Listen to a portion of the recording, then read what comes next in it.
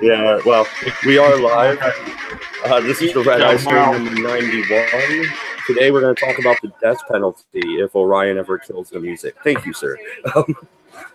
So, all right, full disclosure, I am opposed to the death penalty. I believe that if even one innocent person is killed by the government, that is one too many. I don't know if you guys want to give your stance on it before we dig into some facts, and I have some articles that I posted in Discord for everybody on the panel to go ahead and pull up themselves as well. Mole, don't you have an actual connection to this story more than most?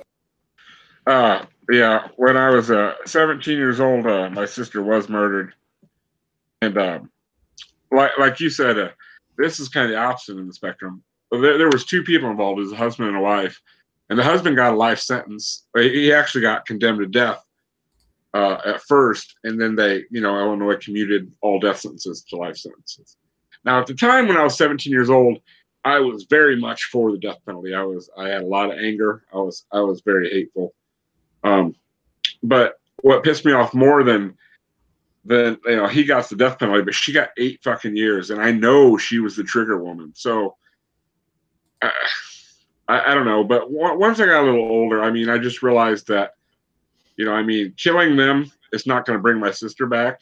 Now, I can't really say I'm totally against the death penalty. In some cases, I think it might be appropriate, but that's very, very few and far between, because how can we know for sure that they're guilty or innocent? We can't know, and it's not a deterrent at all. So, for the most part, I'm against the death penalty. I don't think that any civilized countries should do that anymore. Unless the most extreme circumstances, like, I really can't even give you an example, but there probably are some people that do deserve to die. So, but other than that, what is so civilized about murder then? What do you mean? Wouldn't we be doing the same thing? You'd be killing someone for committing murder. Right. I get where you're coming from, but that's not bringing them back. And have you ever been in jail at all? Have you ever done time? No. Okay, well, let me tell you that doing time is a lot worse than dying, dude. Think about it. They're spending the rest of their life locked in the penitentiary where they got to look over their shoulder at all times.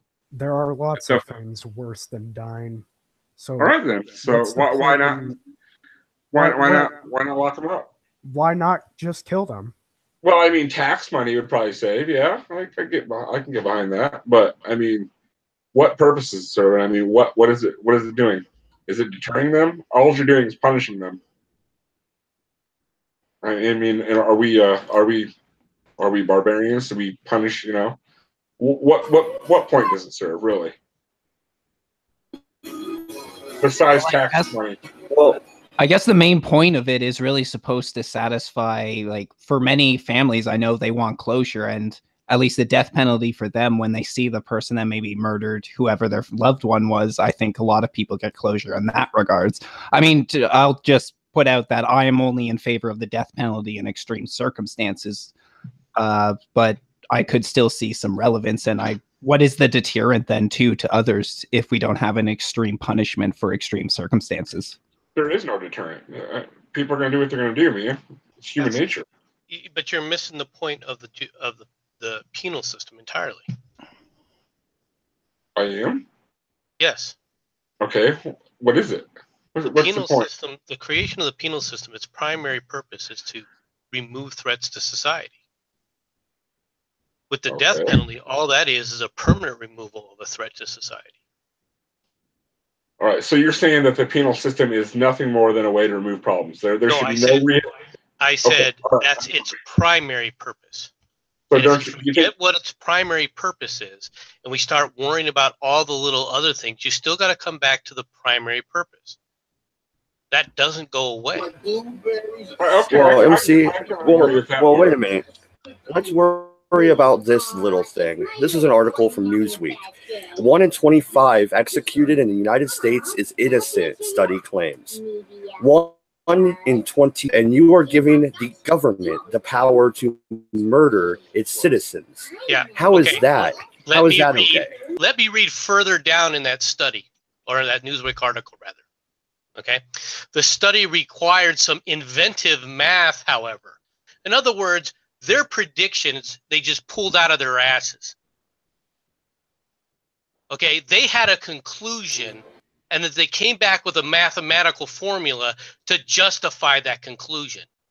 In fact, what they did, all right, according to this Newsweek article, is they took the exoneration rate, which is statistically higher in death penalty cases because of the extra care given, and they said, if we extract that, then we can claim an even higher population that was innocent.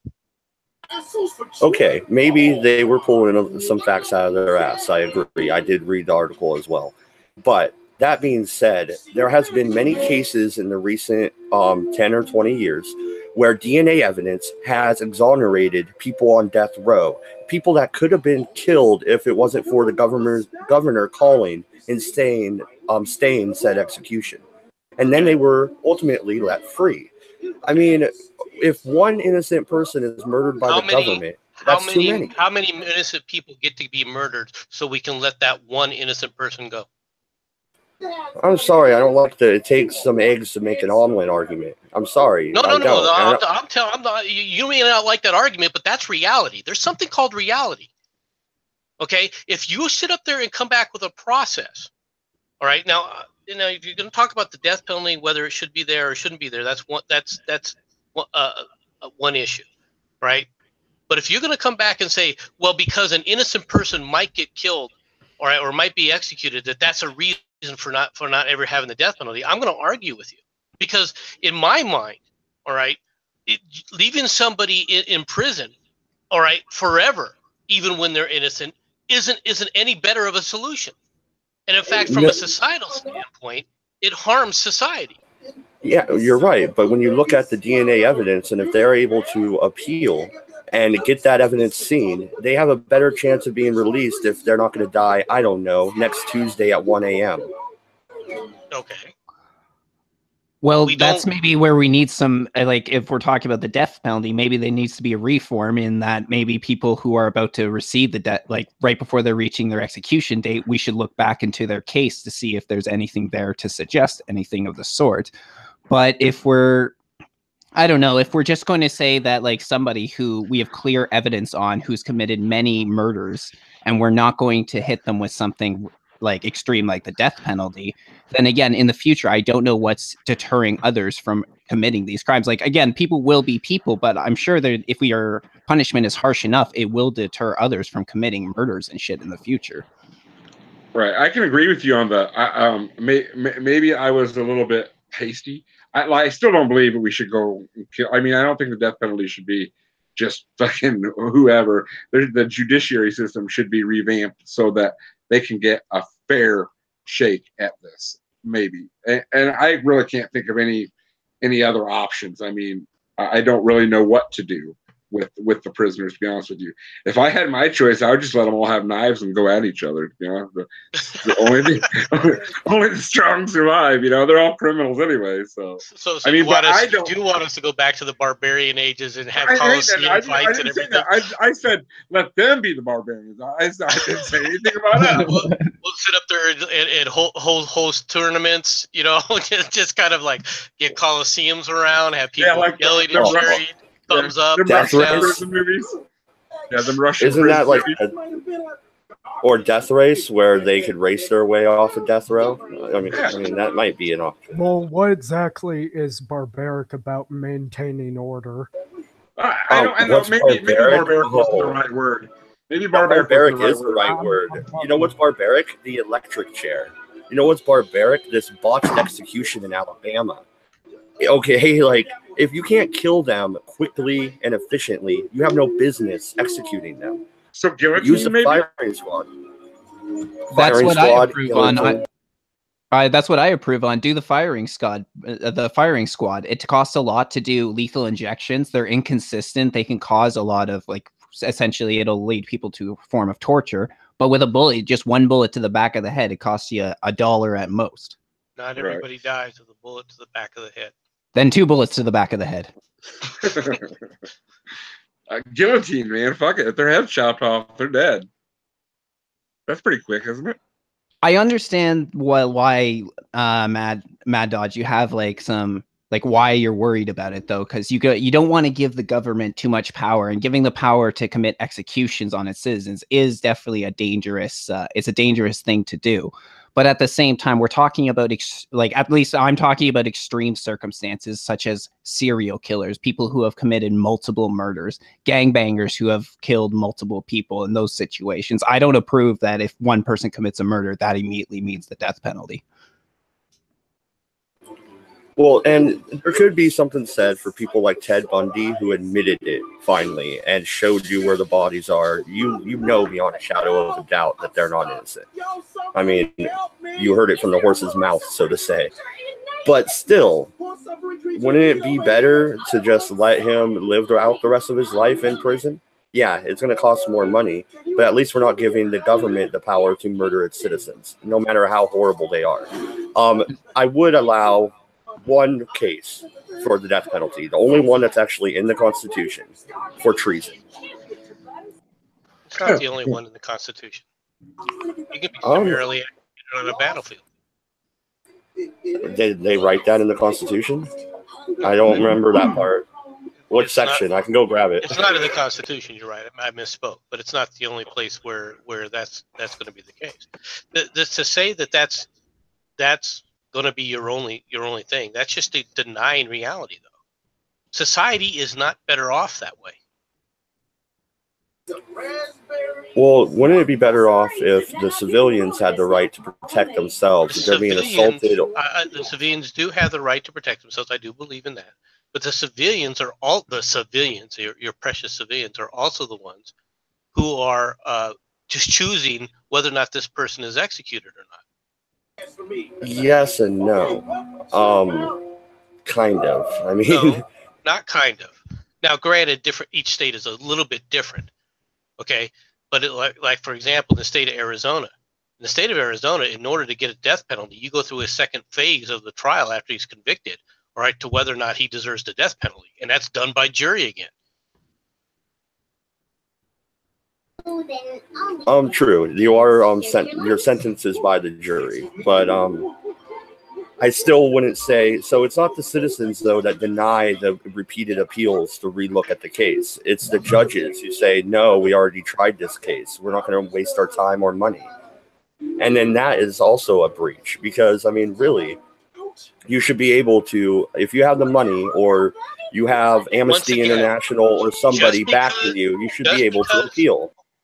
But you ignore the abuse in the system that already exists, and you want to add a section that would only just increase the abuse. If that's what it takes for problems with the judicial system as it stands right now, we have enough problems with things getting dragged out and dragged out and dragged out, and now you want to throw another list in there. Well, let's do this and drag out shit more. Well, look at the what is it, 14 or 15 states in the United States that do not have the death penalty. I don't see a bunch of people running around chopping heads off and running down the street singing "Kumbaya." Hey, man, I don't really think it's a deterrent. It's not a deterrent, and that's not the purpose of it, and that's part of the problem. You keep coming back and saying it's a deterrent, it's a deterrent, it's a deterrent. That's not why you have the death penalty. You have the death penalty to permanently remove a threat to society. And if you've been deemed a threat, such a great threat to society that you need to lose your life over, in the cases of, well, you're executing people around you, so the rest of society says that, guess what? I don't have a problem living in a society like that. Now, granted, just like everything else, there can be extremes, and this stuff can get out of hand. The French Revolution comes to mind. I don't think that the death penalty should be used for anything less than a mass murderer. All right, but that's not the question. You're trying to stop it. Period. Hey, Mad Dodge. I'm gonna interrupt real quick. The guy that I said I could get in here, he's in here now. So if you want to go ahead and introduce him or whatever. I'm gonna hop back out. Oh God, hi, hello there, sir. Yeah, you have a channel, right? You want to give us a little intro on what kind of stuff you do? Yeah. Well, okay, so it's not my channel. We run a thing called Backyard Blood Sports. It's on a guy, great guy. His name's Ancapistan on here. It's on his channel because I don't want to bring the heat of the shit that I say. I know how fucking edgy it can be sometimes. But no, so we do Backyard Blood Sports. It's kind of like the backyard wrestling of internet blood sports. You know, it started as like literally it started like 2 or 3 weeks ago. There was just one of the discussion threads on 4chan talking about internet blood sports. Next thing you know, it was me arguing with some dude on camera about something really autistic. And we just kept doing the show every night. We had Mr. Mediker, Jim, Billy the Anti-Bully on not too long ago. Tonk has been on a few times, Vamp Candy.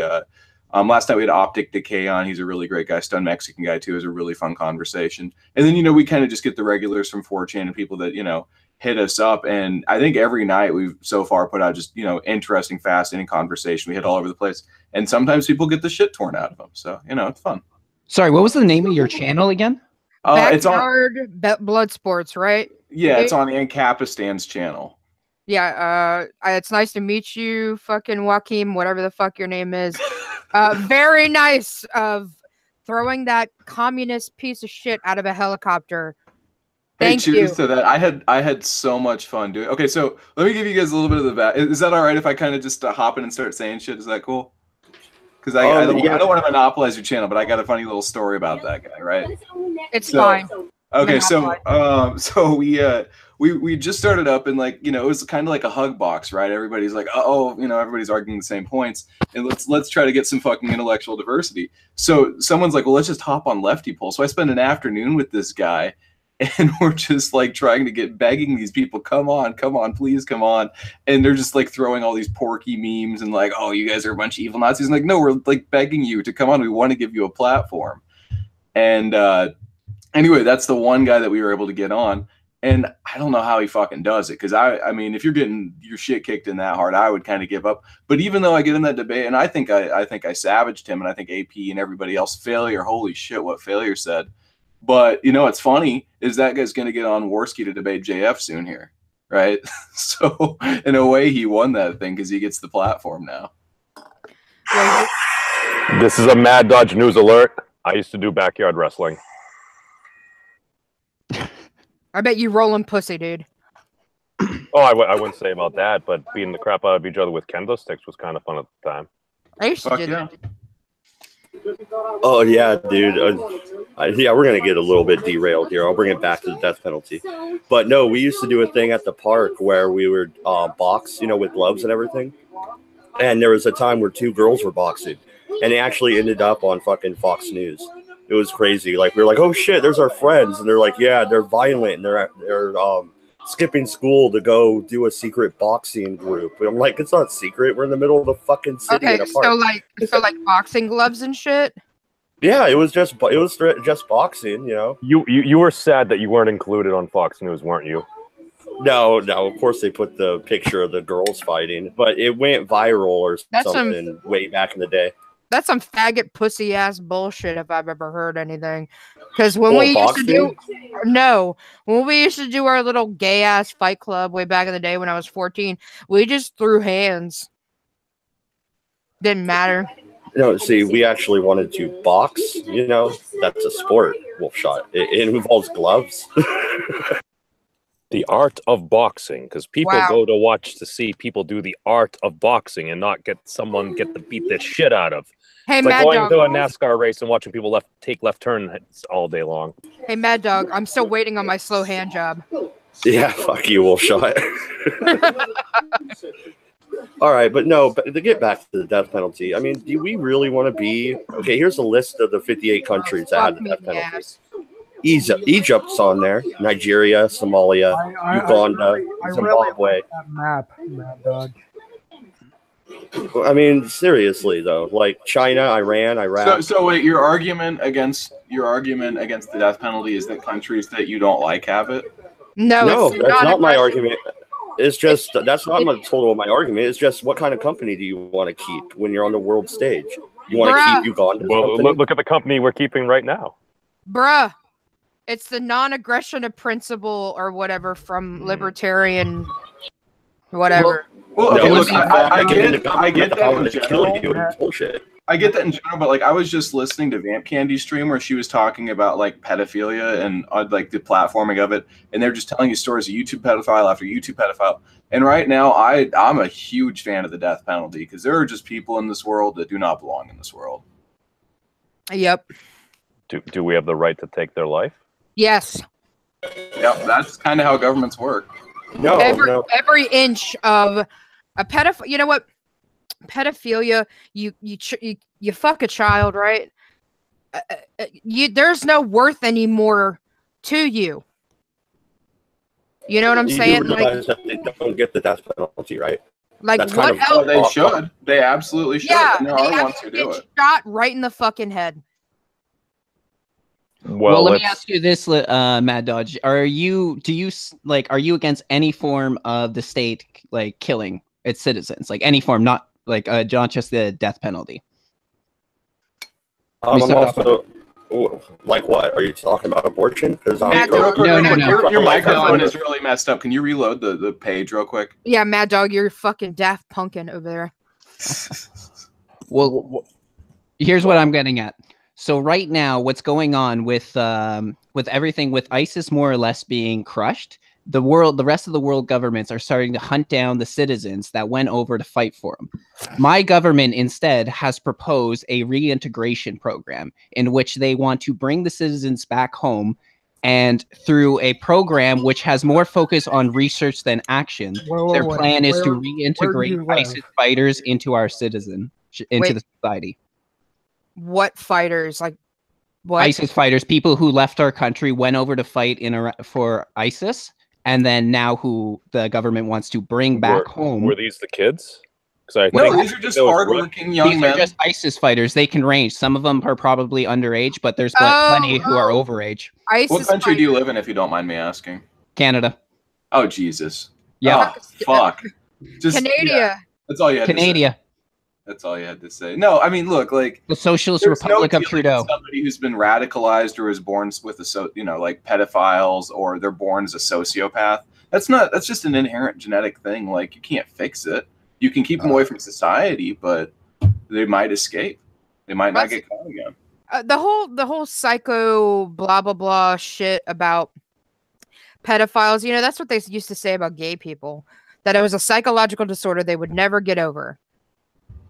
No, honestly, I think it's like good and evil. You know what I'm saying? It's just fucking evil. Well, that brings up a very interesting point, Wolfshot.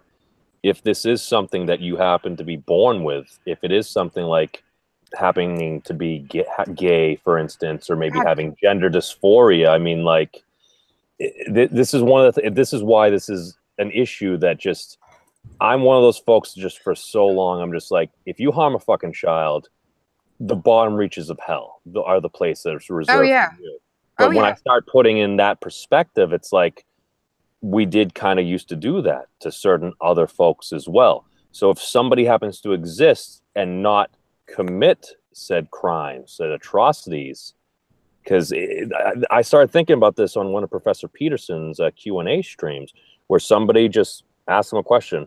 Professor, I happen to be a pedophile. I have never acted upon this, but could you give me guidance for how to do this? So I'm just thinking, I'm like, and this is one of those things where actually on the little Magic Bullocks live we had a little while ago, we were talking about basically you see the media and a lot of maybe more left-leaning, like Salon, maybe writing an article saying, oh, maybe we should maybe not like go after these folks as much and stuff. But then all of a sudden something happens, they delete the articles and stuff. But this brings a very, I don't even like saying interesting, but just a very different discussion into play. If somebody happens to be born this way and they choose not to act, like, what happens? And I mean, they should still be segregated from society because they're that much higher of a risk profile, right? I have a solution. What are the solutions? Yeah. I have one solution. If you're say we don't kill all the pedophiles, the convicted pedophiles, yeah, we know you did it, and the pedophiles non-practicing, you know what we do? We take all them animals that we're testing on and we replace them with those fucking pieces of shit. Because at least animals have a worth, you know? These fucking people don't. I mean, I would almost say that's a little cruel, and I'm advocating like large wood chippers as solutions here. But I would say like if you're gonna be creative, you might as well like use them for space experimentation, like the Russians used to use the monkeys for. You know, I don't contribute to society, but you know, unless you accidentally send a kid up there, you'll be fine. I don't give a flying rat's ass like what you use them for. Like I just threw out the animals because we do a lot of genetic testing on animals because obviously we can't do it on humans because of ethics or whatever the fuck. We take the pedophiles in and we might actually gain more research from doing it on a person as opposed to a rat. You know what I'm saying? Yeah, no, absolutely. I'm not vegan by any means. I fucking love, I shoot deer. I blow their fucking heads off. I gut them, all that shit. I'm not vegan. I'm just saying that I believe animals have more of a worth than a fucking pedophile, non-practicing or not, period. I would never have guessed that from somebody that has a wolf as their avatar. I mean, I don't know. What are you trying to get at with that? Oh, I thought wolves ate meat and stuff. I don't know. Maybe it was a very bad joke. Well, you know, PETA tried to do that vegetarian or that vegan wolf and that vegan lion. That worked out real fucking well. They're gonna fucking die. That's what happened.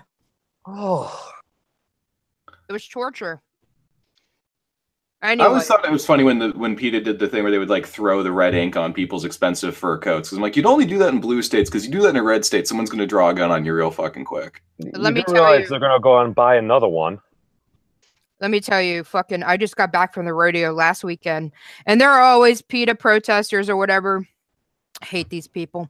And I always get a chance to ride or whatever. And after my ride, I threw a steel chair into this PETA protest. And I told this cunt, I'm like, you can carry your fat ass back to Krispy Kreme, all right? It was almost as good as the fucking ride itself. I love Krispy Kreme. I fucking hate PETA. They're in my hometown. Oh, Jesus. They're very close. Well, but I think the problem is you get a lot of people with very like good intentions. They just get displaced, right? Like you see these pedophile apologists because they can convince themselves, oh, if they're not practicing, you know, they're just good people. They get this really bad reputation. You know, it's the same instinct that leads people to be hardcore PETA people, right? And then they go and they just displace it, and they do really stupid, goofy shit because they think they're like fighting this great fight for justice, truth, in the American way, and they're just really being assholes in public. You know, it's funny you mentioned that. Is it Joaquin? I don't know, like. Yeah, like Joaquin Phoenix, but not. Okay, so it's very interesting. I'm kind of a fur fag. I don't know. I don't like fucking suits or go to conventions. I just like the art. There we go. Anyways, there's this dude apparently that has set the furry world on fire. This guy was using references of underage girls for his art, right? Oh, Jesus. And the guy had actual pictures of child porn. I haven't seen it, obviously, but from he had real people, or was it like real people, real kids? The chat was, I think BTK was saying in the chat, oh, this is not I hate PETA stream. Well, this brings it about around full circle to why the death penalty is important. Like real fucking kids. It was disgusting. And people are defending this guy. People are still defending this guy, and this guy in these chat logs that I read said, oh yeah, 12 is probably the lowest you can go to get any kind of, you know, action, any kind of fucking. Like, dude says fucking. And there are people defending this guy because he's a good artist, because the art isn't hurting anybody. Well, because they like him. That's what many folks normally do. If you like somebody, you typically err on the side of benefit to them. Right? I don't give a fuck if Jesus Christ came and he started drawing like child porn. Guess what? I'm gonna nuke you. Hey, Jesus Christ, another great example of the death penalty in action. Look at all the good stuff that came from one use of the death penalty. That's pretty fucking good. That's a shitty way to go, man. That's a no. That would My hat's off to you, sir. Well, thank you. Redeye, what are your thoughts on that? Because you seem to be more against the death penalty in a general sense. Well, I mean, first though, Wolfshot, people always come out to defend these sick fucks. Look at what happened when that director messed around, I think, with his cousin, and she was like 13 or 14, and he ran off to Europe. He never even got extradited or caught, and Hollywood still loves his ass. Oh, you're talking about Roman Polanski. Roman Polanski, yeah, that guy. Because they still feel bad about Sharon Tate. I bet that's the only reason. Oof.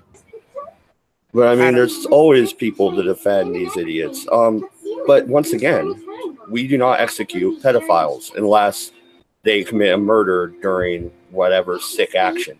Well, so, okay, I mean, it really doesn't. What about Charles Manson? Does Charles Manson deserve the death penalty?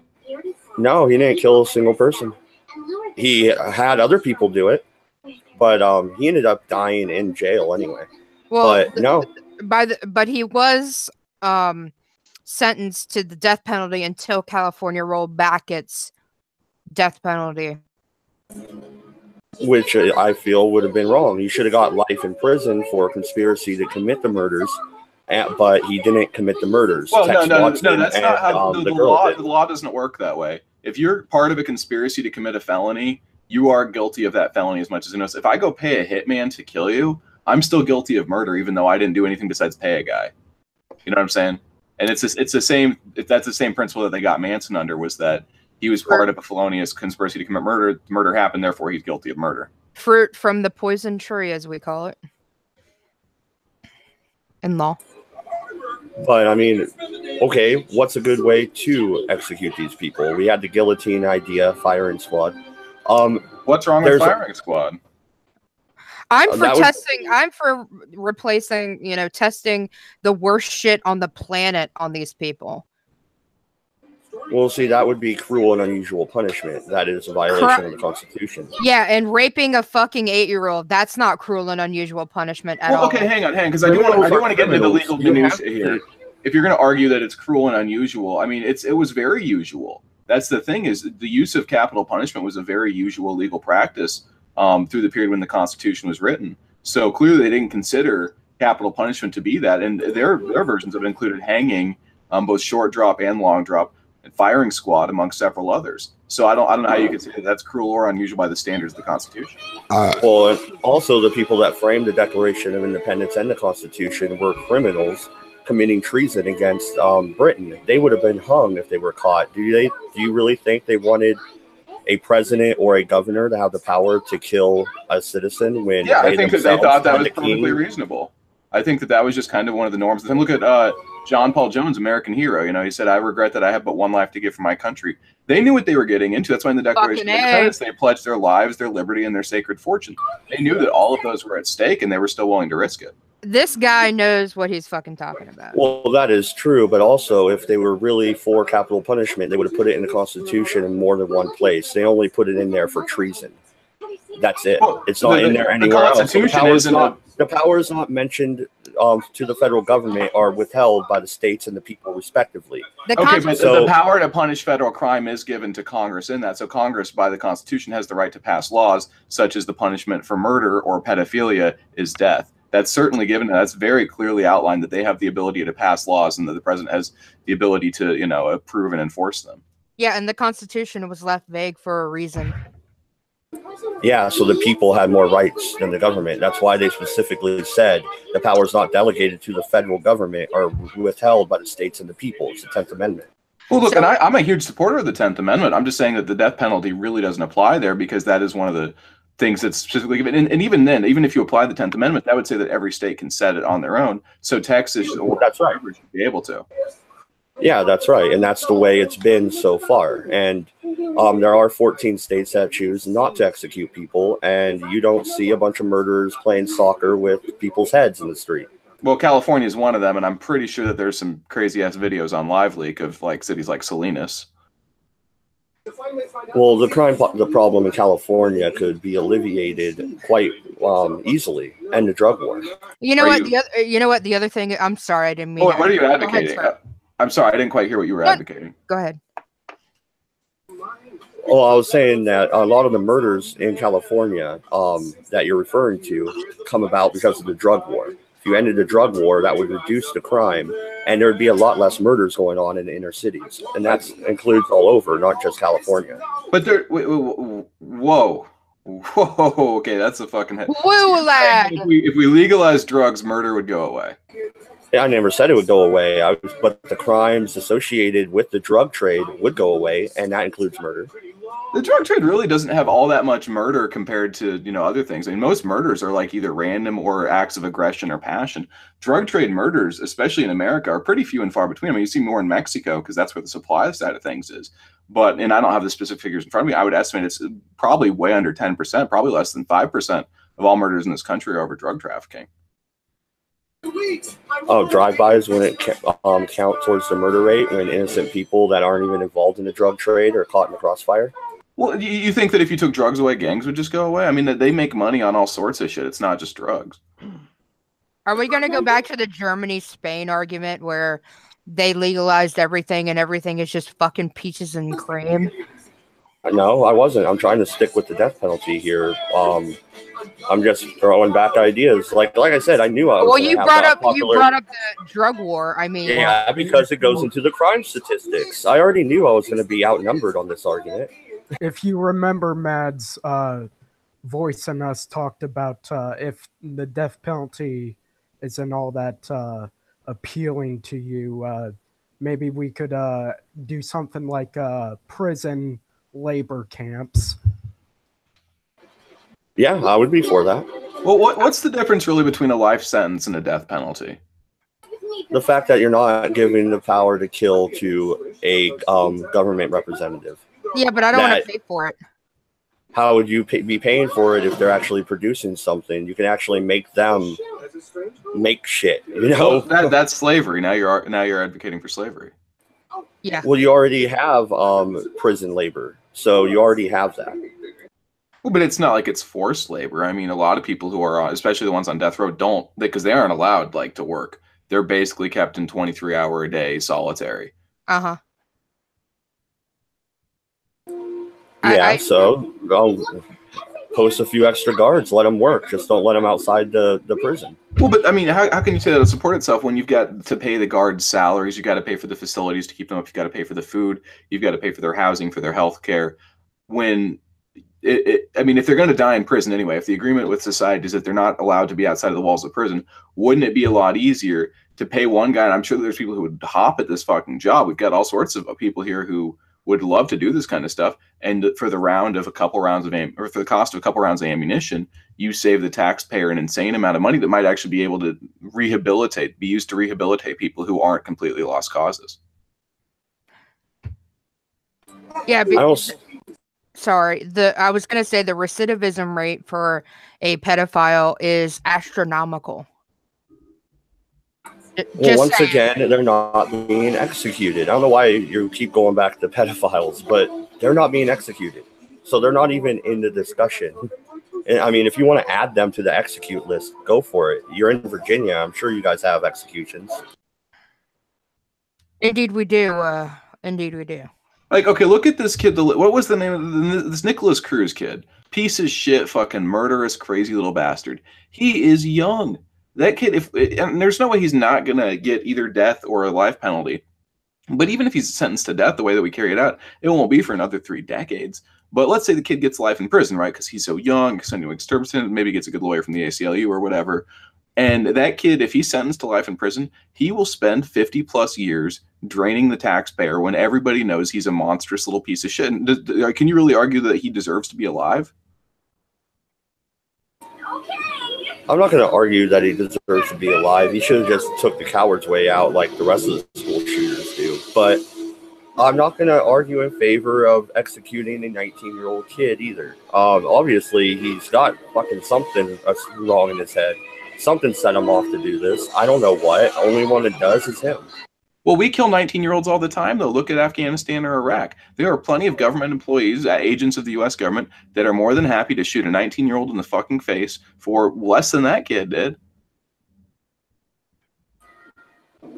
Yeah, well, you sign up to join the military, so you're taking that risk in your own hands at the moment you sign the dotted line. Well, I'm not saying there's anything wrong with that. I'm just saying that, you know, it's not a groundbreaking precedent that we kill people. That doesn't necessarily make it right, and we're supposed to be a civilized society. I mean, okay, so once again, I pose the question: what is the proper way to execute people? Just the firing squad? Is that? I would prefer firing squad. I think that's fair. It's not unnecessarily cruel, but it still provides a little bit of it. It's not like the whole "we're going to numb you before we give you this injection that stops your heart." You know, there's the little bit of society's revenge, but it's not unnecessarily cruel. Well, then, would you at least go as far as saying that we shouldn't do lethal injection and the electric chair anymore? I think that lethal injection is actually incredibly cool, because if you look at the way that the drugs work, typically the paralytic wears off about halfway through when the second one kicks in. So a lot of them are not under at all when they die, and that's pretty fucking awful. If you're going to be trying to put them down like that, I think that old Sparky is a perfectly valid way to execute people as well. I think that that's a great deterrent. I mean, I remember when I was a kid, they took us past the electric chair in a local penitentiary, and they're like, "This is what's going to happen to you if you're a fucking monster." Damn, talk about the scared straight program. Fuck yeah. Fuck yeah. But, you know, there are people who are legitimate monsters who were executed in that chair, and they absolutely deserved it. You know, I mean, look at people like Timothy McVeigh. Can you tell me that a guy like that doesn't deserve to be executed in something like the electric chair? I don't know. Once again, the Timothy McVeigh case is actually quite interesting. I want to save that for a different stream, because there's a lot of people that don't think he did it. No. I want to know. No, Mad Dog. No, and you okay, fine. I'll answer it. No, you should not use the electric chair at all. If you look and watch how they do it, sometimes the sponge doesn't get wet enough, and it fries them it fucking cooks them from the outside in. They scream, and the whole place reeks like fucking meat. The dude fucking murdered children, and you're telling me that is fucking civilized? The electric chair is civilized? We're a Judeo-Christian society, right? An eye for an eye, a tooth for a tooth. Society must have its revenge. Mad Dodge, in order to continue living in a civilized society, you have to maintain order. How are you maintaining order if it's not a deterrent? It's not a fucking deterrent. Order You're still blow up killing fucking buildings. Bloody hell, Wolfshot. Can you ever stay on topic? You brought up to whoever brought up to No, I didn't. God damn. He deserved it. He absolutely fucking deserved what he got. Okay. There you go, Wolf. You got your blood. Happy? What the fuck? Come on. Well, come on. It sounds like you want to fucking murder half the fucking civilian population. Let's just add more. Hey. Hey, what? He fucking blew up a goddamn building, killed a bunch of kids, killed a bunch of people. It was premeditated terrorist bullshit. He deserved it. Then execute him by firing squad or hanging, not fry somebody where if you don't get one little thing wrong, it's fucking torture. All right? Torture is illegal. They could by the government. And we're supposed to be better than these criminals. What makes us better if we're killing them in freaking drastically unusual ways? The reasons for which we kill them. We kill them to uphold society. We kill them to uphold the rule of law and to protect the idea that children have the right to be defended from maniacs. He killed them because he was a sociopath. Maybe he had an agenda, maybe he didn't, but he did it because he was a fucked up individual. But we do it because we're righteous. The guy who pulls that, like the guy who's in the firing squad pulling the trigger, the executioner flipping the switch, they're not morally bad people. They're just agents of the social contract. They're agents of what we all agree to by living in a society that has laws. The laws required to be enforced, even not at the death penalty level, like prison guards. Prison guards sometimes have to do some very fucked up things in order to keep order in society. Do we blame them for that, or do we just say that they are doing what we ask them to do? Oh, we blame them when they break the law, do we not? How many times have prison guards actually been arrested and sent to prison themselves? Well, sure, it happens, just like you'll have corruption everywhere. But even when they're following the rules, you see some very invasive, fucked up things. You know, forced feedings are fucking awful. That, I think, certainly constitutes torture. Cavity searches. I mean, the lack of privacy, deprivation, solitary confinement, all of which in certain individual instances have been referred to by the UN as gross violations of human rights when referring to people specifically held in American non-military prisons. But that doesn't mean that the prison guard doing that is a bad person. They're just following orders. They're doing what we all agreed to as society that they should do. I don't remember agreeing to locking somebody up in a room with no light for months at a time. That's what they used to do in the hole in Alcatraz. You would just be locked up in there, and that's it. You're forgotten about for a while. Were you alive when Alcatraz was open? No, well, but there's also San Quentin. For that. There's also San Quentin, where they still have solitary confinement. They still do the same thing. And I am alive now. I was alive during, when Oz was on TV. And their depiction of solitary confinement was pretty, it really sparked this thing within the scientific psychological community that solitary confinement could be, if not more so, damaging than the death penalty. Absolutely. That would be my contention too. It's cruel and unusual punishment. I would fix more than just the death penalty. I would start fixing these practices that we have been doing for decades upon decades that haven't really changed anything. We're not rehabilitating anybody. As you guys have said, the recidivist rate for almost any criminal, not just the fucking pedophiles, is very high. Because you come out as a felon, you can't get a job, you can't get a place to live, you can't do anything, so you resort back to what you know. Okay, hang on. I gotta hop right in on that, because you say that it's because of like their socioeconomic issues or the fact that they can't get a job with a felony. What about the fact that they have a higher likelihood to commit crime because they've already demonstrated an indicator of predisposition to crime by being a violent criminal who was sent to prison in the first place? Not all criminals are violent. Not all felonies are related to violence. Okay, but the ones that we're talking about are, I get that you have a hard-on for the war on drugs, and frankly, I'm not unsympathetic to the idea that a guy with a bunch of pot maybe shouldn't be sent away to 5 years for prison. But the majority of people in prison are in there for bad things, and if they pled down to a drug charge, a lot of the time they're pleading out of violent stuff that they also got caught for.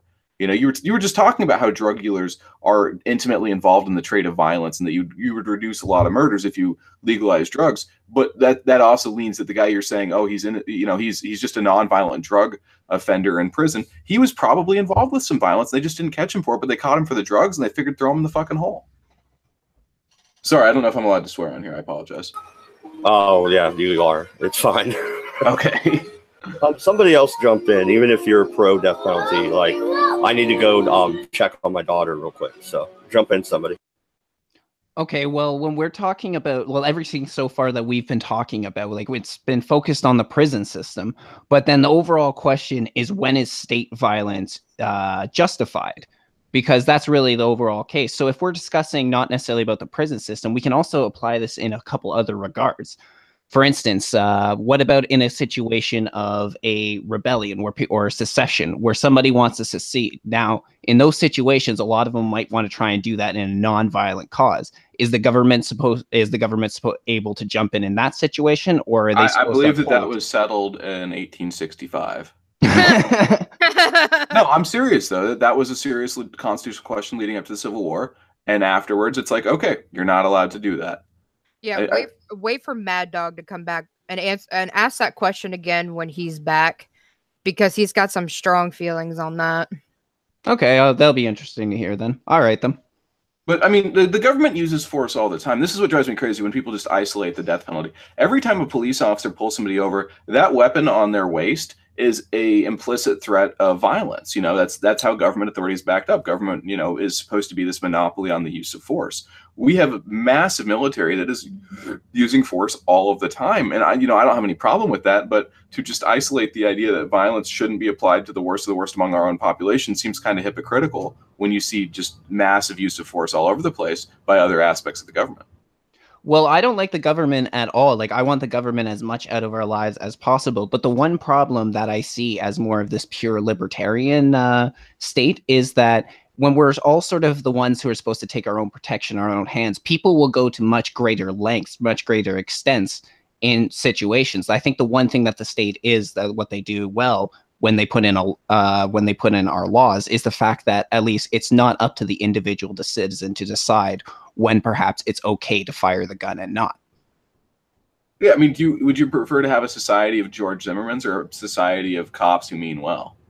I'd rather have the cops, and even so, like, I am pro-cop, and we have plenty of problems in some of the police forces these days that need to be addressed, but absolutely, I would rather police any day than any other form of mob rule. Yep, no, I agree. I got to step away for a second. I'll be back, guys. Ooh, everybody's just jumping off this stream, eh? Okay, Adrian, go ahead and ask your question again to Mad Dog. Okay, let me try and remember how I worded Secession. it. Right. Okay, so as I was saying, Mad Dodge, it was, so when we're talking about the prison system, we're talking about the overall argument of when is state violence sanctioned. So if we can turn it a little bit away from the prison system itself, what about in a case of such as secession? Is the government supposed to not step in and allow, say, a state to secede because they would be using governmental force? Or are they allowed to step in and prevent a state from seceding due to the fact that it might, well, if you were to allow one state to secede, there's probably going to be plenty others that would join in.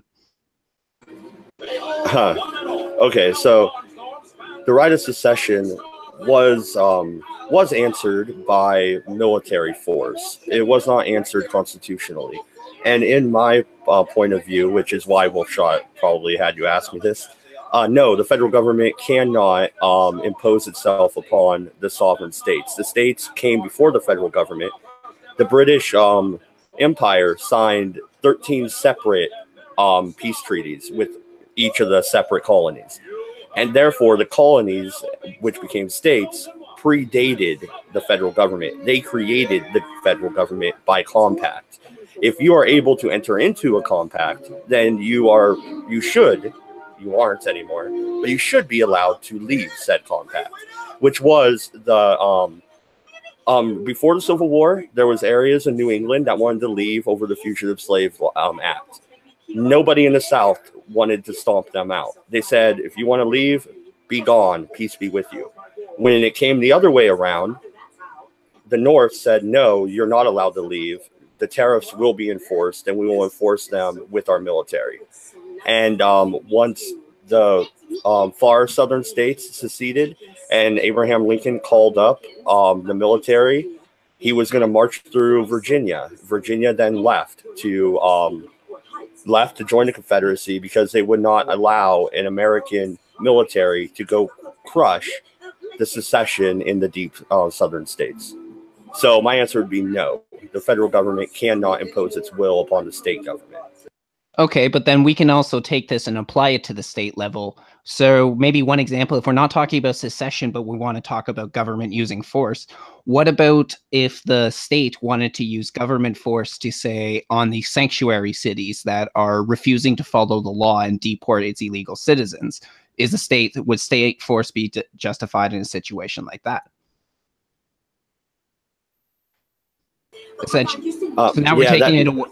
Go ahead. Yeah, I know you're localizing it more, which actually makes it a tougher question because I don't know, because the states created the union. Therefore, the state can manage its own borders.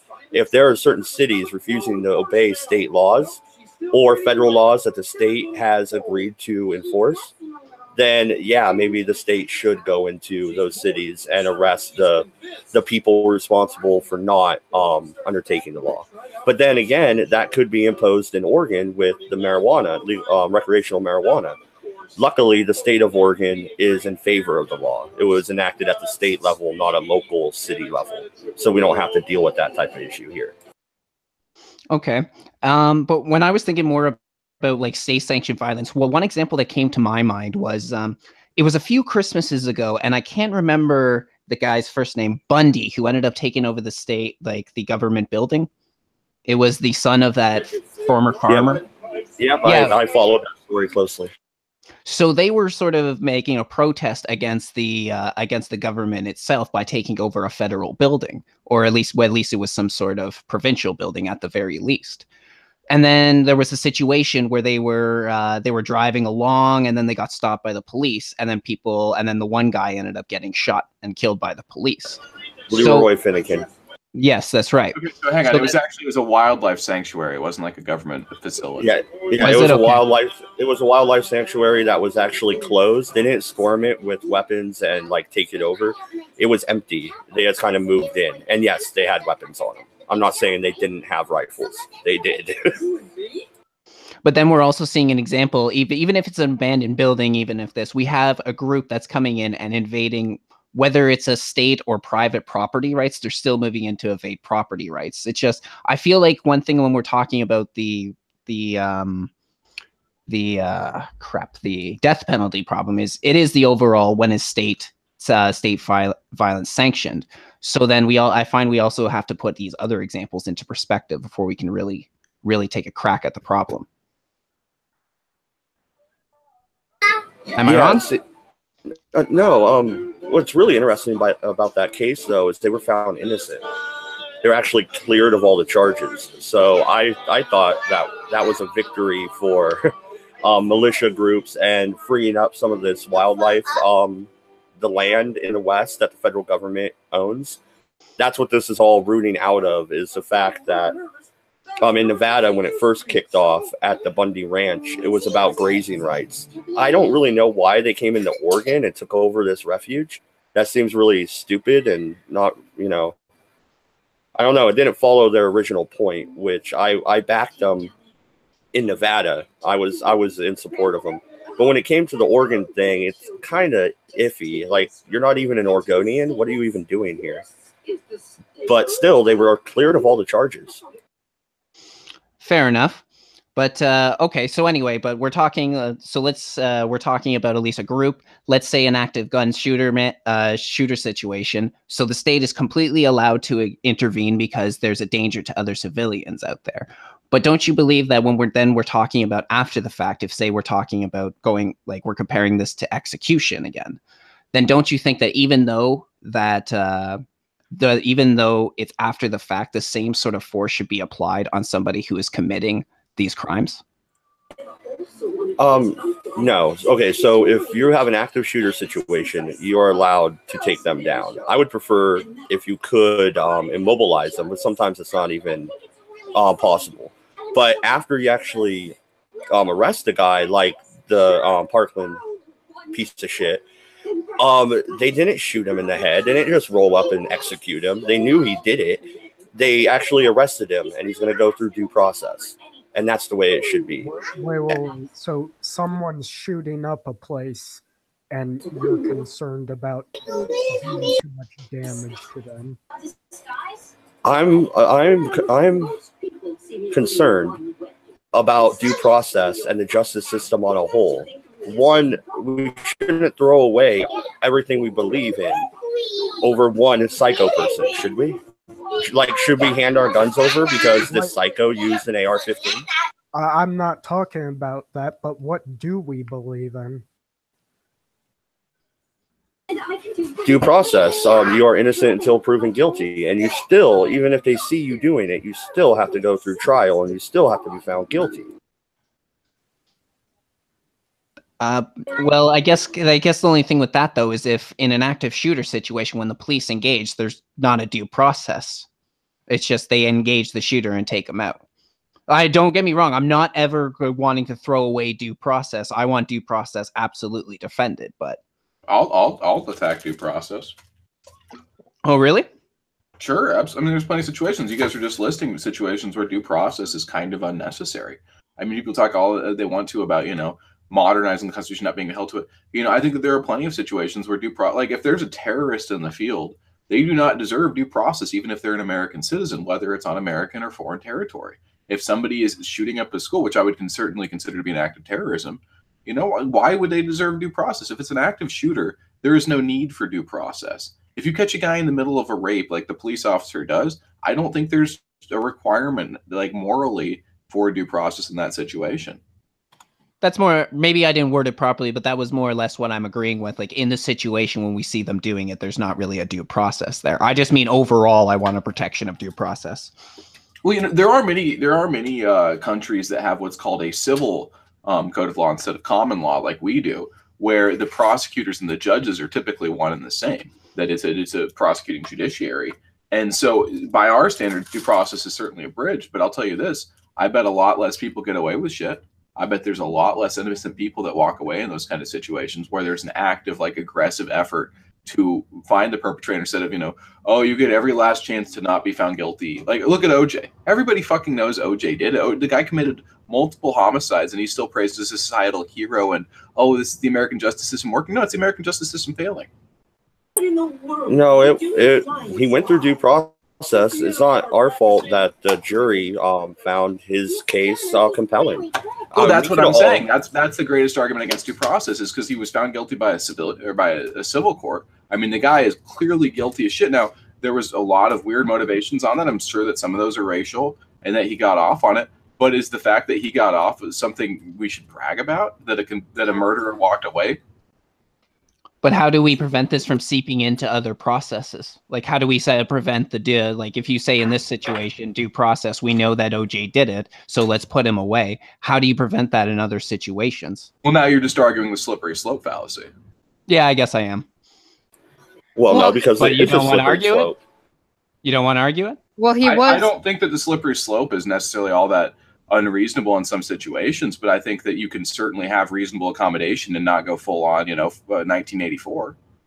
But everybody's definition of reasonable is different.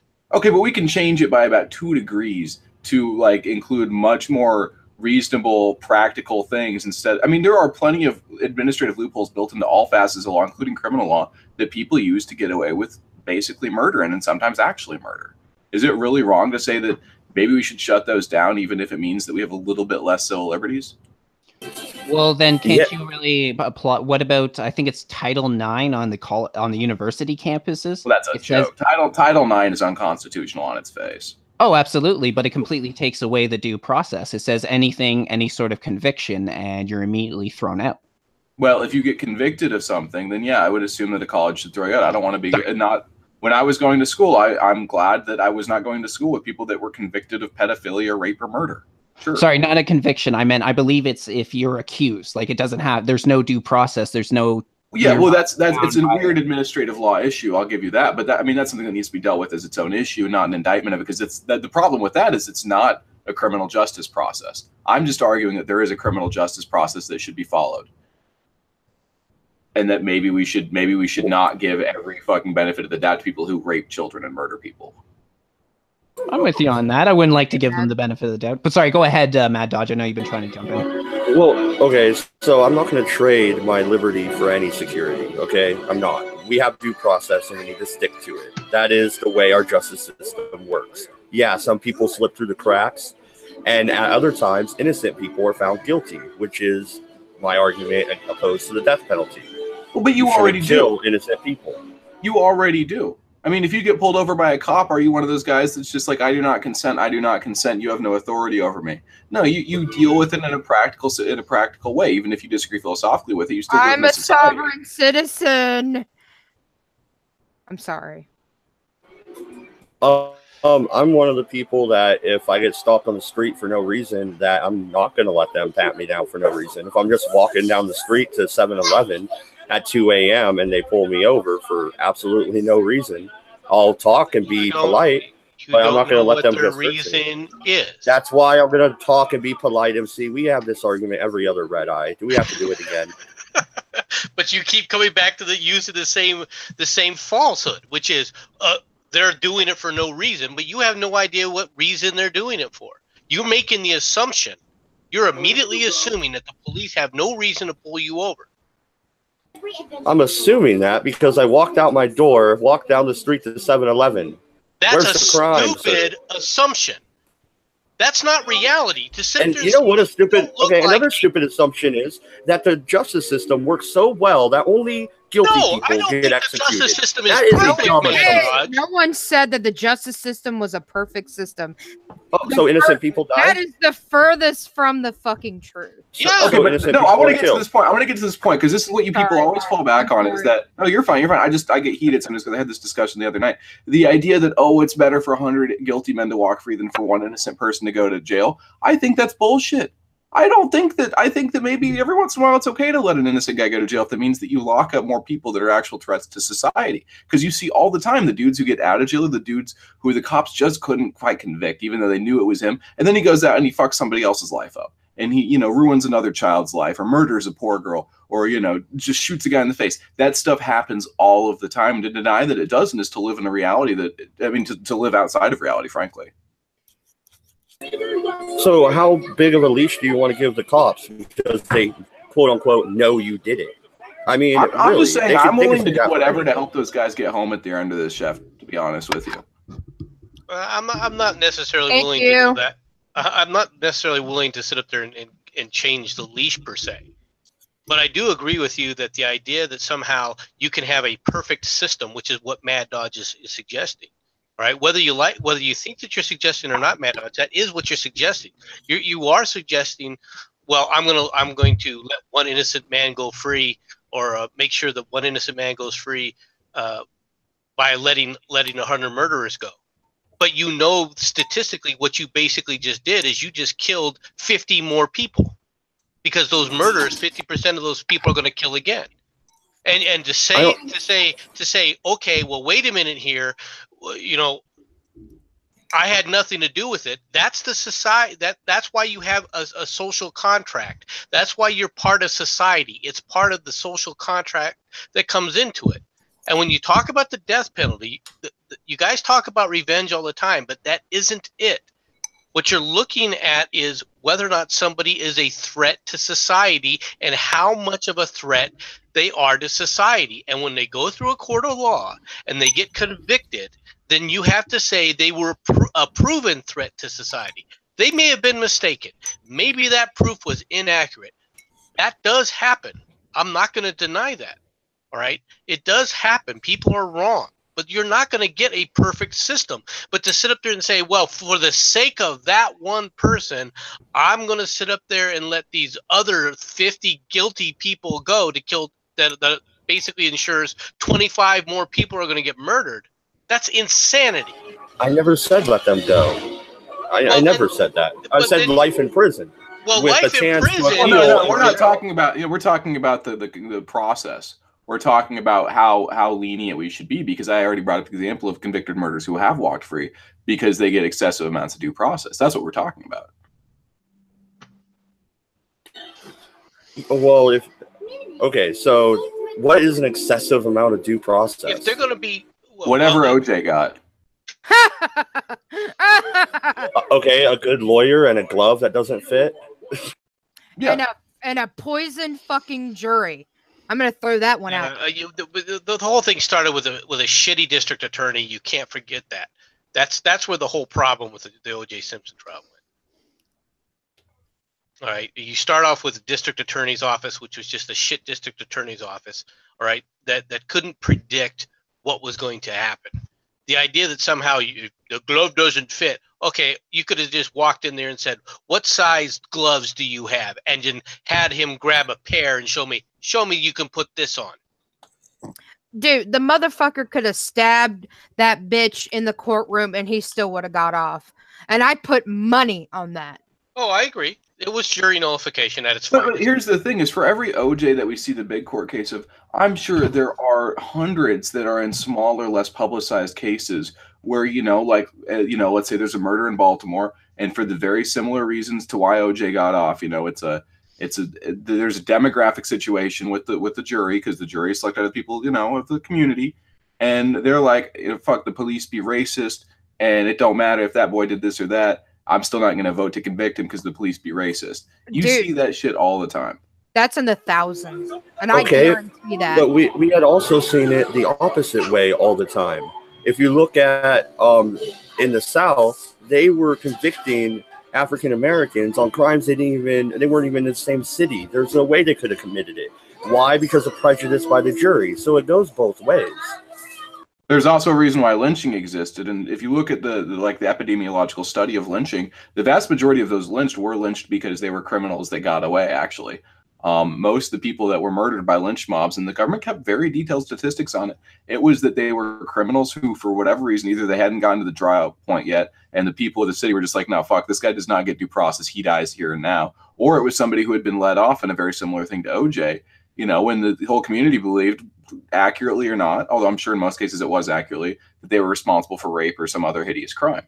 And it wasn't just blacks that received this. It was about 1/3 were white. So disproportionate, yes, but given the demographics of the area, not all that unreasonable, especially if you look at crime rates today. It's still a violation of due process.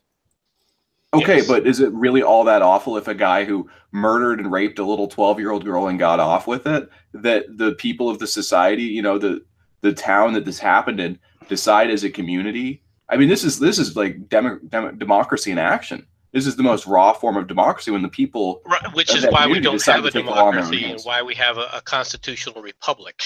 Well, we always talk about not the mob importance of rule. it. Well, If you're going to actually- go by mob rule, then you just have to let, when a mob starts to riot, then you just have to let it happen.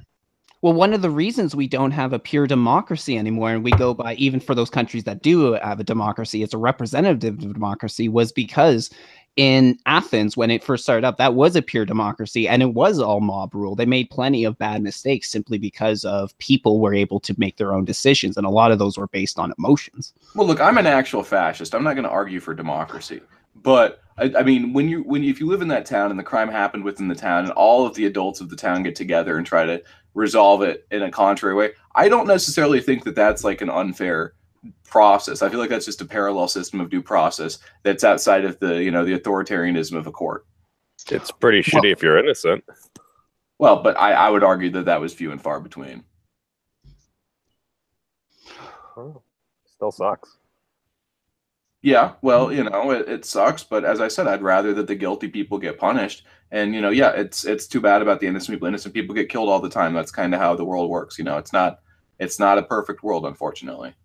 Well, these are a lot of good examples that we can use, like a lot of examples that are hard to argue with. But the fact is that we're losing due process even in a normal society. I mean, not that long ago, within like 2018, I even saw an article that was saying, like, as the hashtag Me Too movement was ramping up and a few politicians were getting hit, it was saying there should be no due process in politics. Now, my concern with that is mostly that I have no doubt that if the people who are leading us would not allow them to have such a disadvantage. So my concern is that those who make our laws, those who are in charge anyway, if you take the due process away from them, then there's not going to be anything for us. So, but okay, but they're all going to skate because of this due process. They're all going to hire very expensive attorneys, and they're all going to get off. And you see this time and time Not again. everybody that hires an expensive attorney gets off. No, but frequently you do see that, and especially at the highest levels of how many Do people you have gone to really, jail do you because really of- see it that frequently?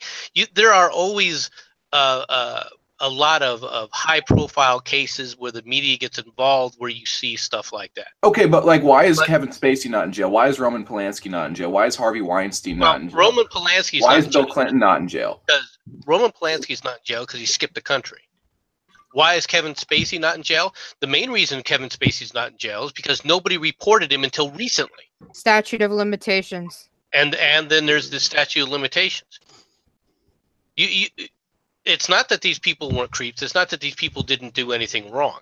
All right. Now, Roman Polanski, there's a reason why he hasn't come back to the United States. Because but who is the kid who he was a child actor, and he said that he had this whole list of names of like sexual predators. Corey Haim. Yeah.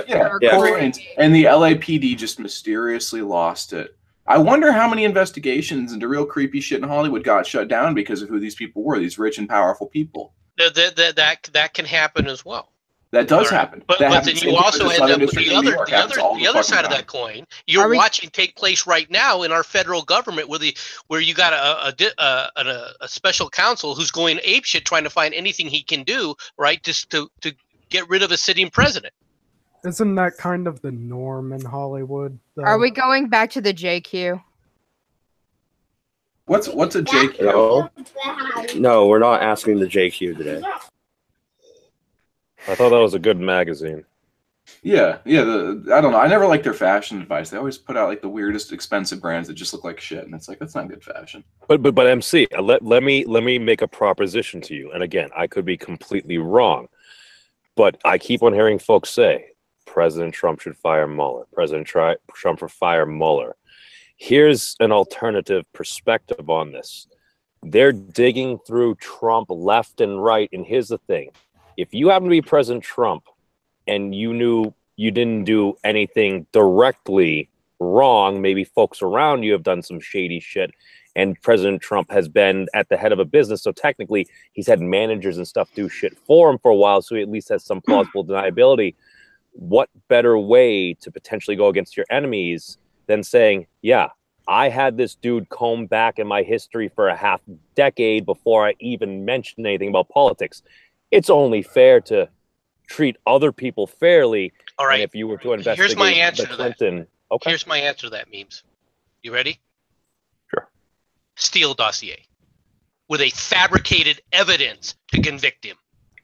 Which we found out now that apparently was paid for. All right. We found out now that every single bit of all the quote-unquote evidence that's been presented has direct links to Hillary Clinton. So what you're saying is this investigation into President Trump is actually helping further the case against Hillary Clinton.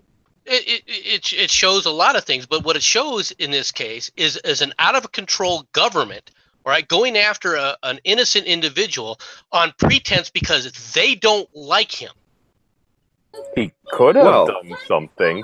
Well, to keep this somewhat into the realm of today's topic, isn't that another reason not to allow the government to execute people? They could take political opponents. Again, Mad Dog, I think that's a great excuse to execute people. I think there's a lot of people involved with the 2016 presidential campaign who should have been executed, starting with Jeffrey Epstein and including a lot of people. I mean, who killed Seth Rich?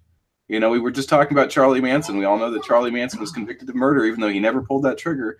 I'm sure that the families of Vince Foster and Seth Rich and many other victims would like to know that justice was done on their children's behalf.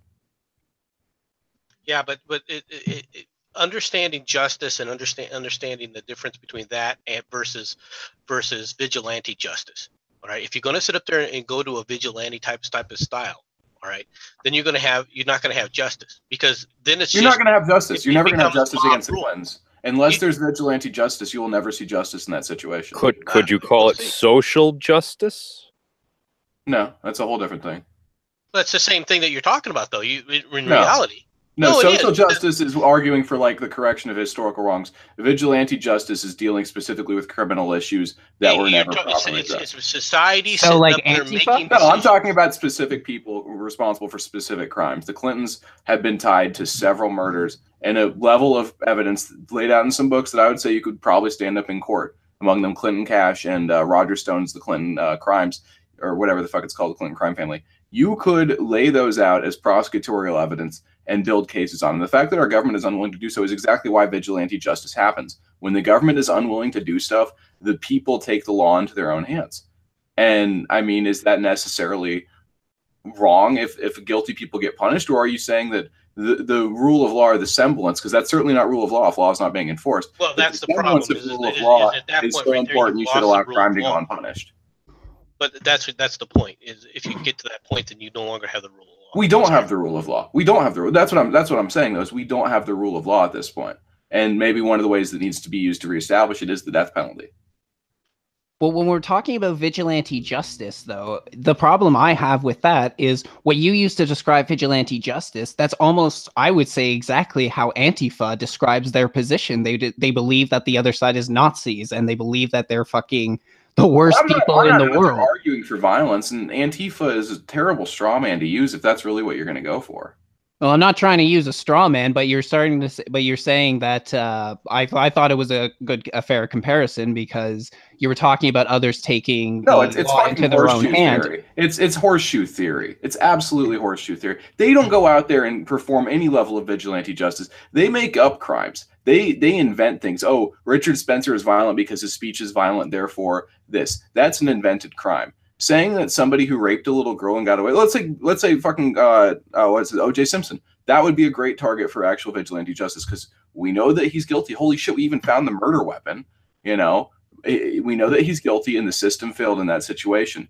But justice, the idea that there is a rule of law, or the idea that there should be justice for crimes, would in some way require that he pay for his crimes. And if the system is unwilling to imprison him, then what alternative is left to the people who live in the same society with him besides the capital, punishment? Once again, things aren't going to be perfect. If you're expecting there to be a perfect system, and then you're going to sit up there and let the people in a mob type of mentality decide what they're going to do, then you're ignoring the fact.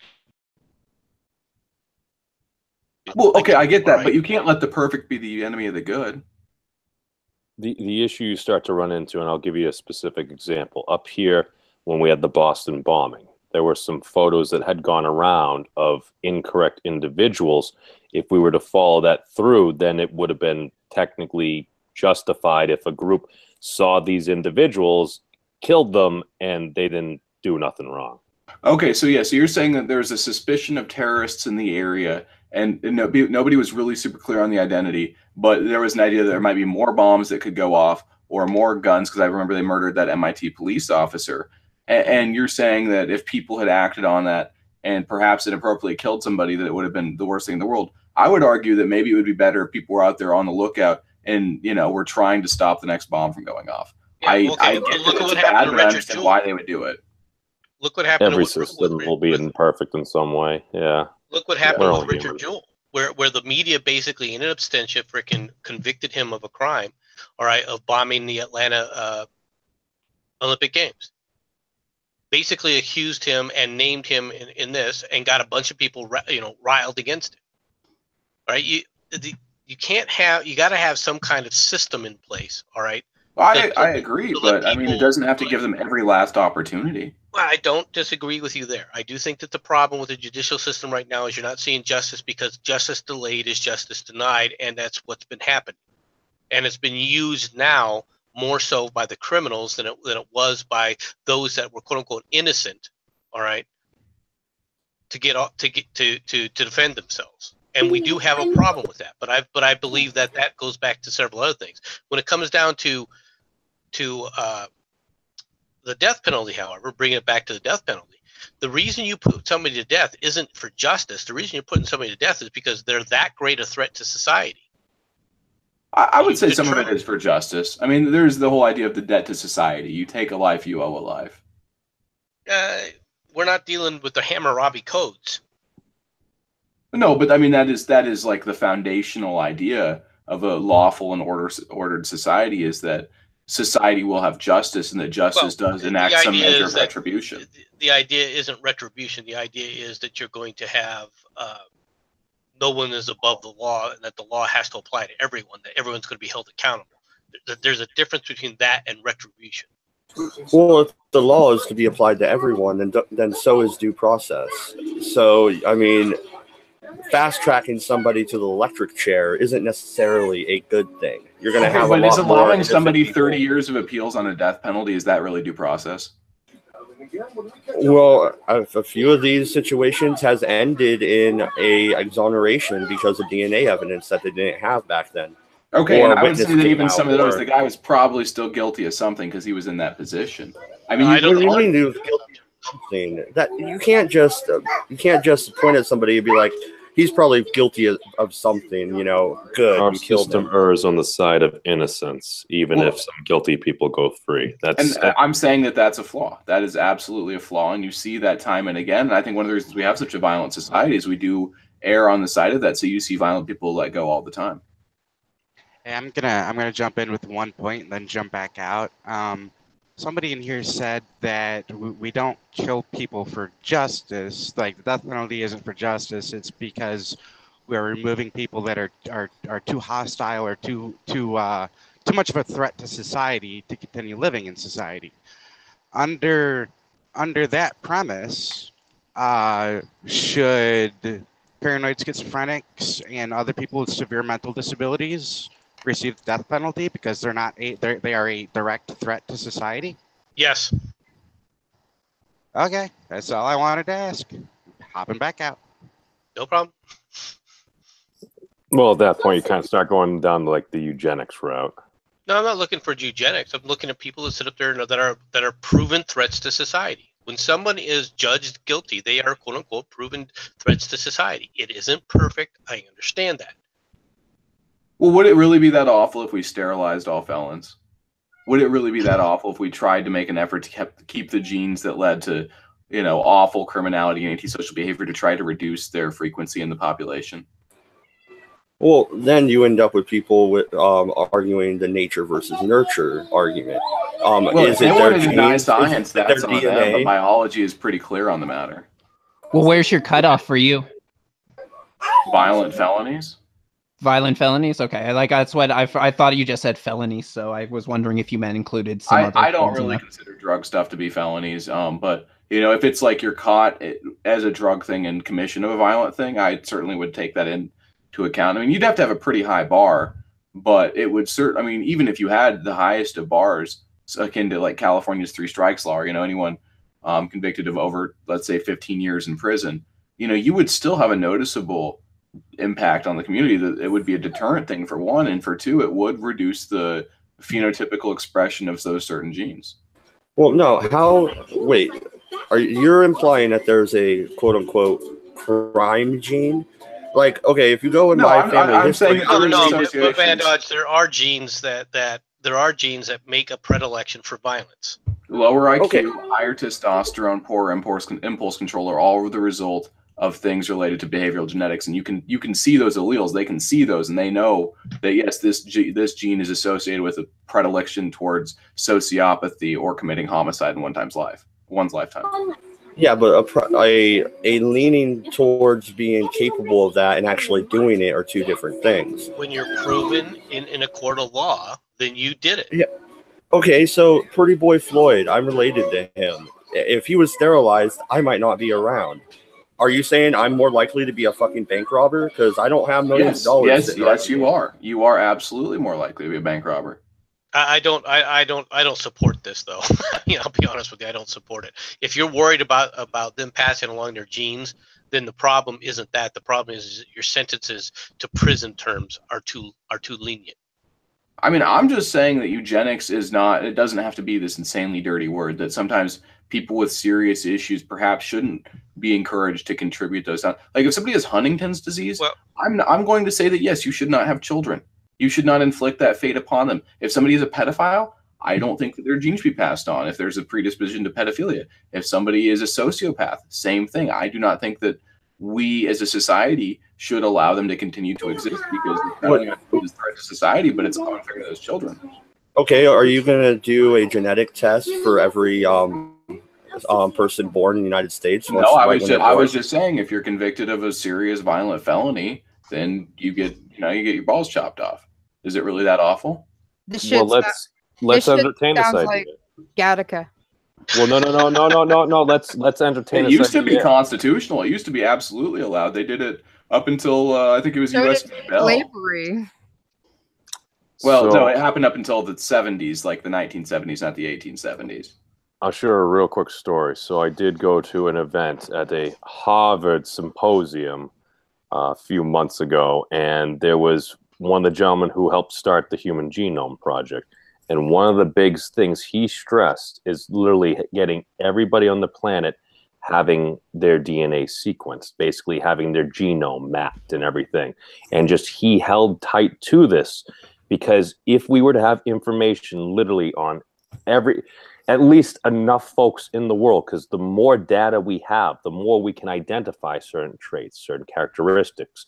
And maybe let's go a more humane, considered by most, route and saying, if we can identify these certain factors, maybe we can develop certain therapies. If somebody happens to be an extremely aggressive individual, maybe we can find ways to help them. I don't think you're going to do any kind of social engineering use in the Human Genome Project. I think that the only thing that's going to do is provide the freaking government with a database to go after people, however they so desire at some time in the future. It could be used for very good or very bad things. With the idea that the government will not use that kind of data, or at some point in the future, it's just nonsensical. Basically, what you're trying to hand us over is to Nazi Germany, where we go around going, okay, here's how we're going to use this. We don't like this DNA sequence, so you're on the chopping block. We don't like that DNA. Okay, but you're making an abstract. Hold on, I'm not finished yet. DNA sequence. What if it's a DNA sequence for being a fucking mass murderer? I don't care, and I'll tell you why.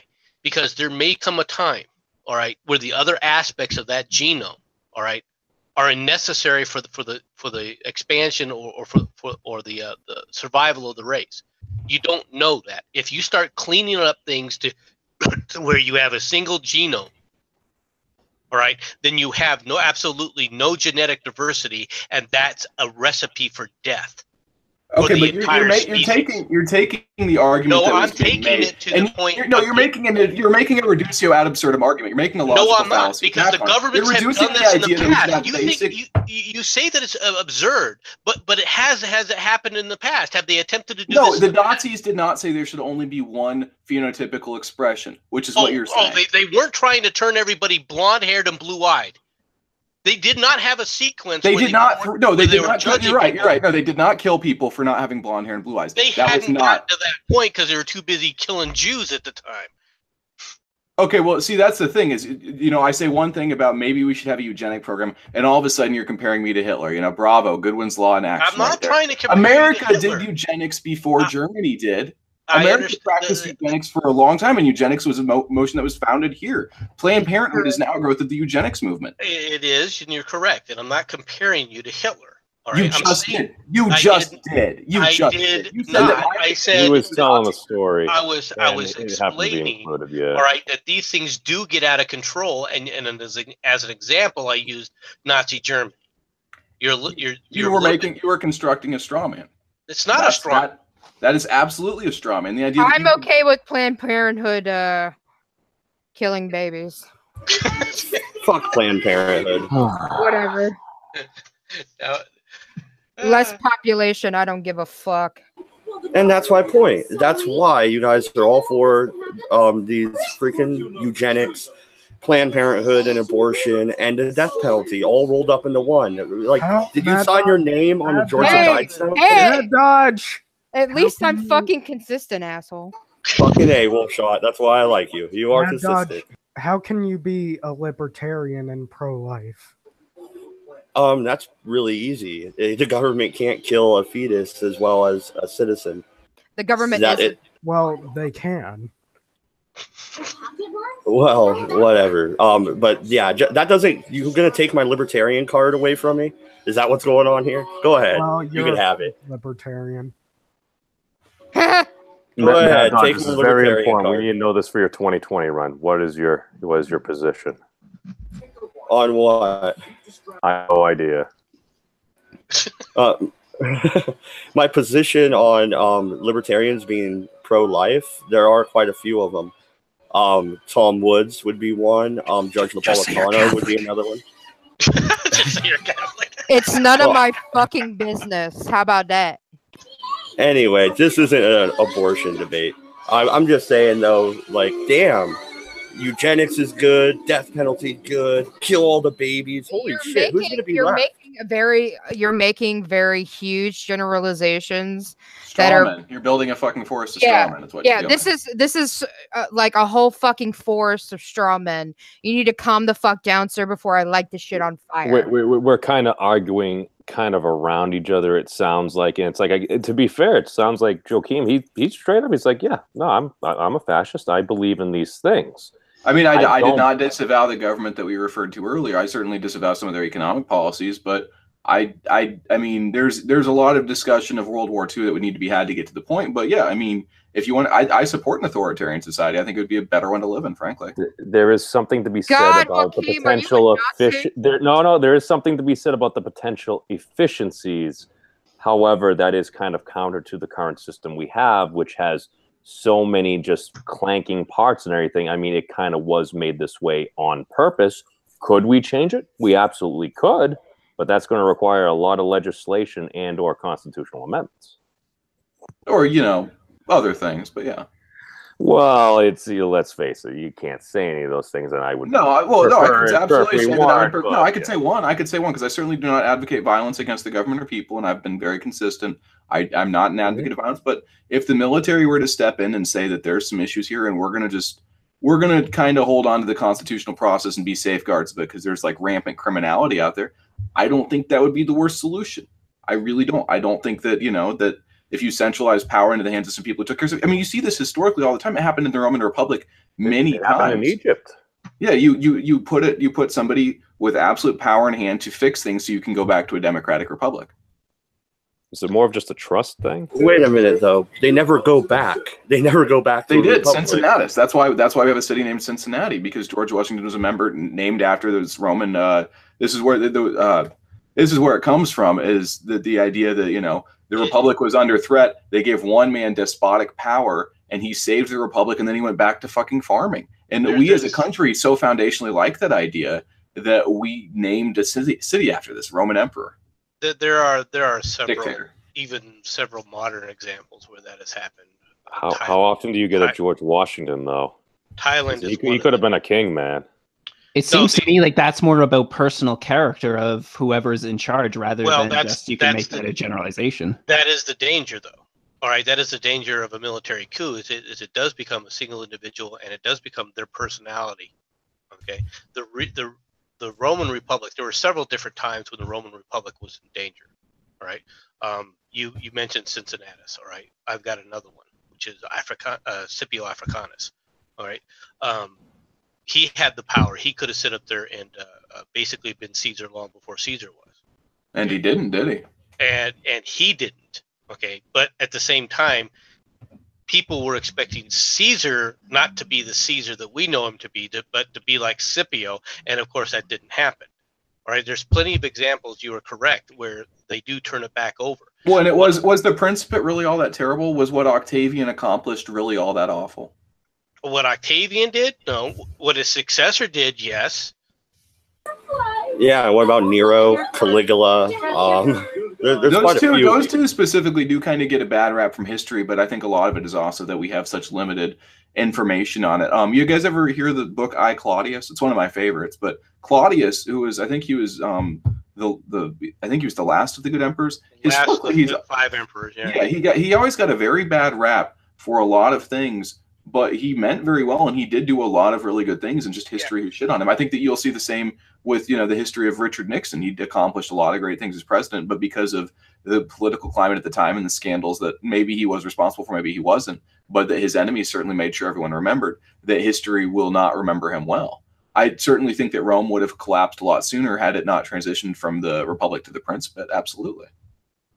That's probably true, but then again, at that point, right, as things began, eventually you end up with a lessening of freedom of rights. You end up with an aristocracy type of movement that eventually feeds on in on itself. All right, it's at some point in time it becomes unstable, and the only stability that they eventually tried to achieve, of course, was with through the lineage, and then of course that eventually ate itself as well. All right, the center won't hold. I mean, yeah, you can have great leaders. You can have in Athens.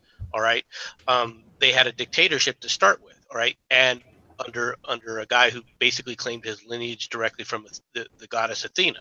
All right, when he died, all right, his son initially started off with the same type of ruling style, but after he was an attempted assassination, he basically let it get to him to the point where he went off the deep end.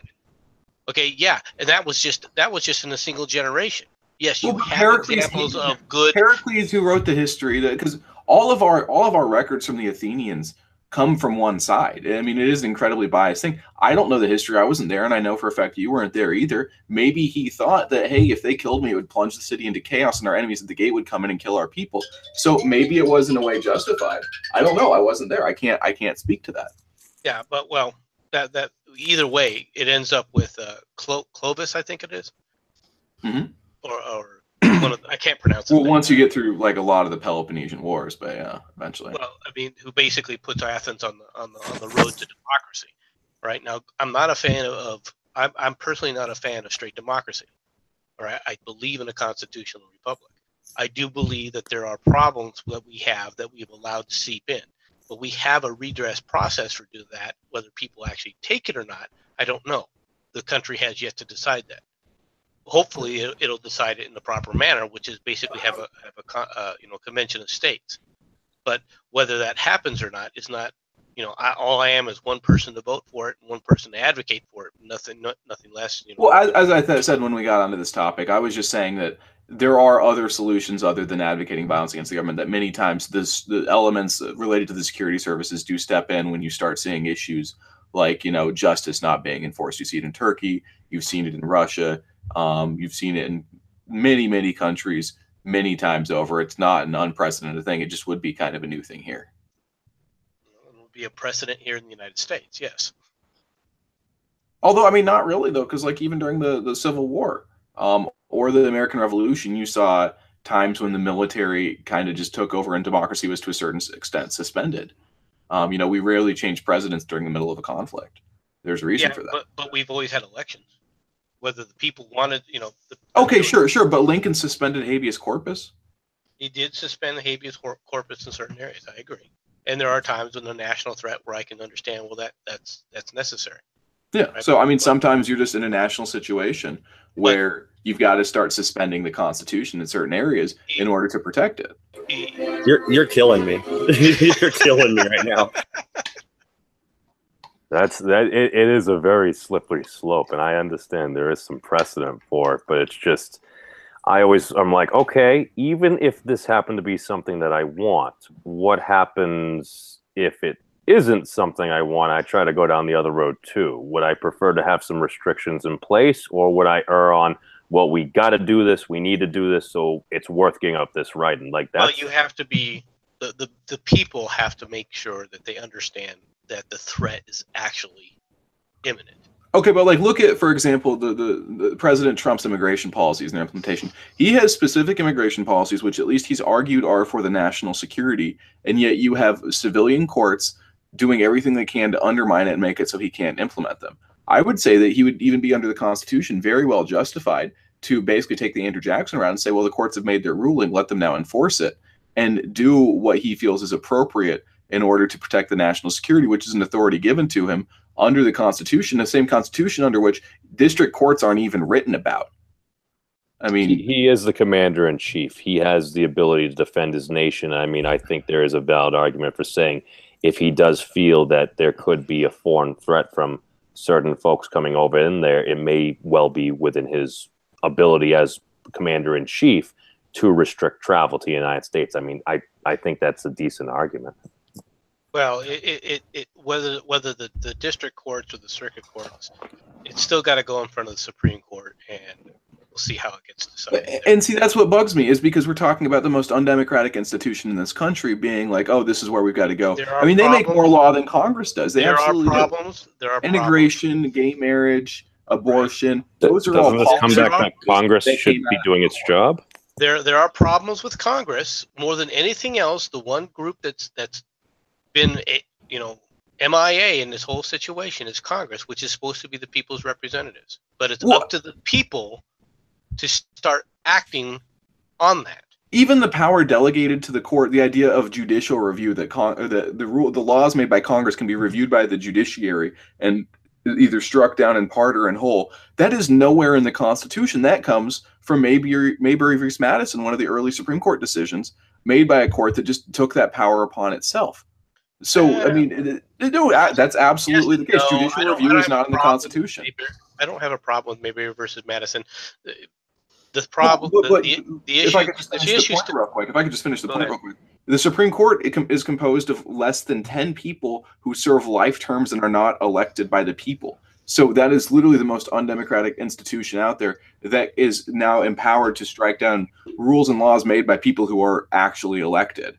So no, I think that there is certainly a good recourse, even under the Constitution, to go in there and say, well, a lot of these decisions made under judicial review are just gone. But that requires to fix a lot of that would simply require, like I've stated, Congress to act like they're supposed to.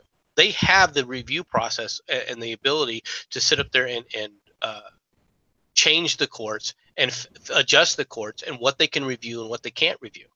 Do they have any incentives, though? Because it just really seems like most politicians now, or at least many of them, it seems like their job is to just get reelected rather than doing like the work of the people.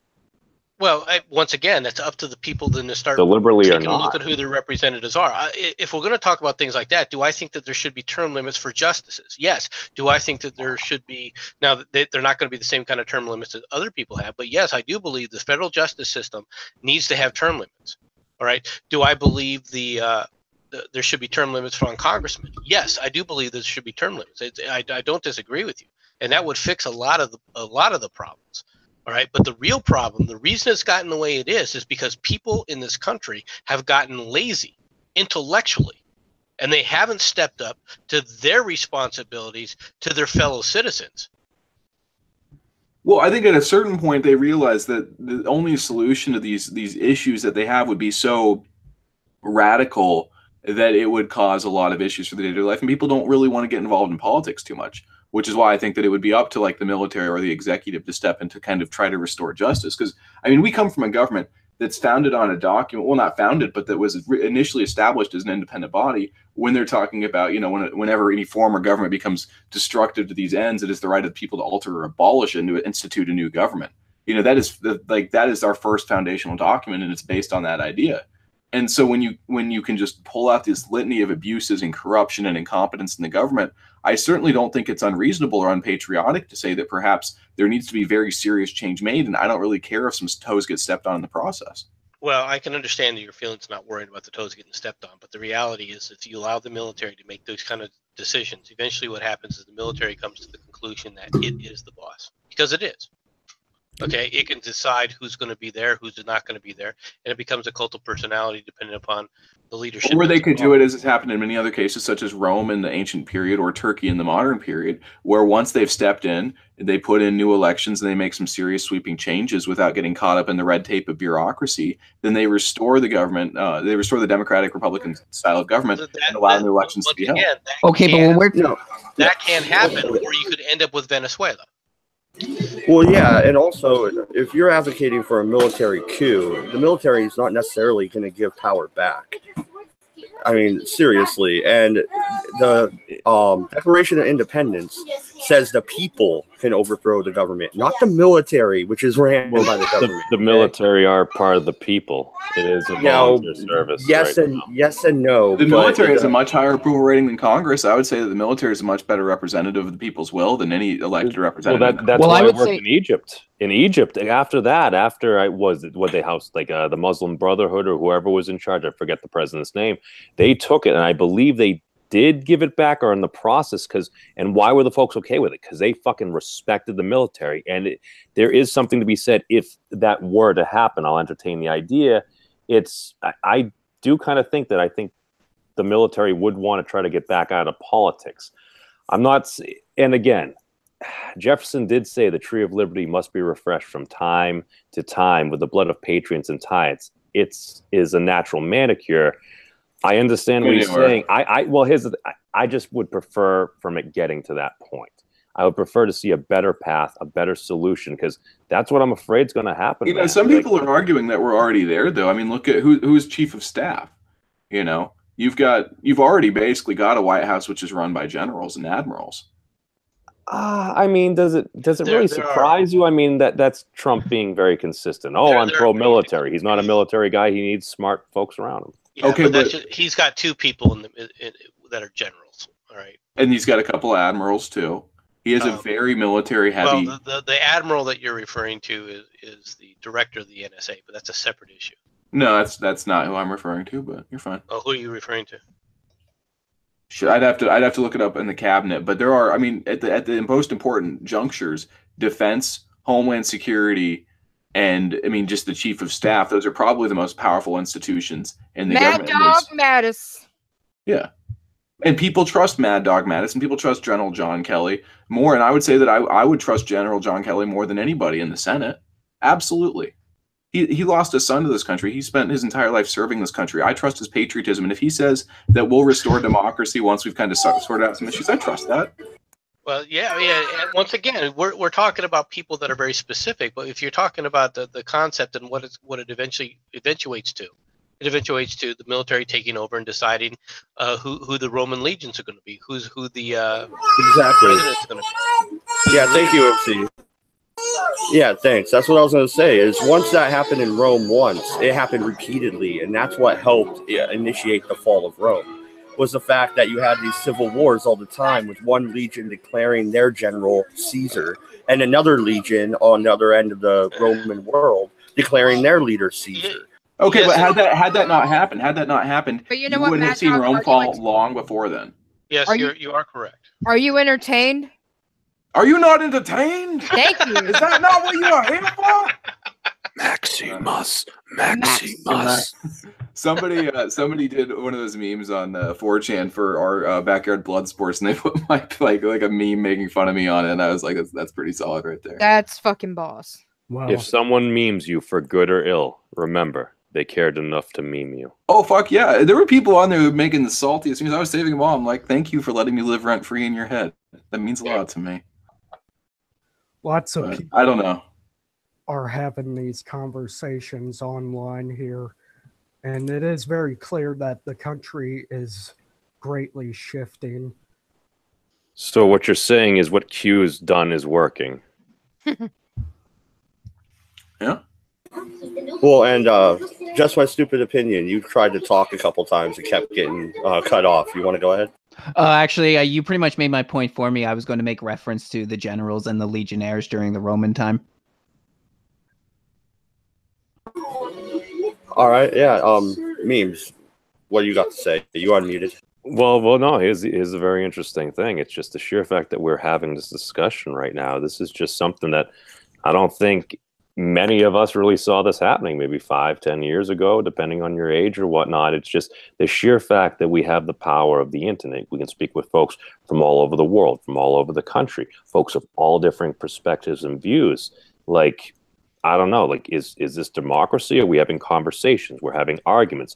We can agree on some things. We can change other folks' minds on other. You know what? On some things, we just fucking disagree. Okay. It's all right. But if we... I can tell you something right now, and I've said this before to you memes, right? And I've said this to Mad Dog, and I've also said it to Wolfshot. And I'm serious about this. This country set up there and bought itself some time when it didn't select Hillary Clinton as president. Because Hillary Clinton would have tried to break the Constitution, and it would, at some point, have led to a civil war of some sort. I have said this repeatedly. Right? When Joachim is talking about, the military taking action, there is a point where the military will take action. He is correct. Because the military does not look upon the Constitution, at least at this point in time, as if it's just a piece of paper. It's at any point in time, the military gets it in their heads, as enough of the military leadership and enough of the lower enlisted get it through their heads that the Constitution is nothing more than a piece of paper. Why should I listen to it? You're going to have a revolution or a civil war within the country, and it's going to be military on military units. All right, we're not talking civilians going up with a few rifles. All right, there may be some that support one aspect of the military, while other ones are supporting the other aspects of the military. But it'll be U.S. military units against U.S. military units. And that's how serious this stuff can get. And we dodged a bullet because of how corrupt Hillary was, and the fact that she herself was very antagonistic toward the military and had treated them with disdain. I think we delayed the inevitable. That's a possibility. Because there has to be a better way, because like we're already starting to see blood being shed and shit like that. It's like you're saying with fucking the entire knowledge of humanity, based upon what we know, based upon what we don't know, the fact that aside from a couple of strands of protein, man, gals, ladies, Z's, or whatever the hell you are, what are you watching? What are you watching take place right now?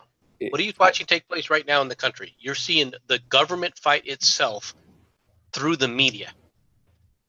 And people fighting each other. That's a failure of the Fourth Estate.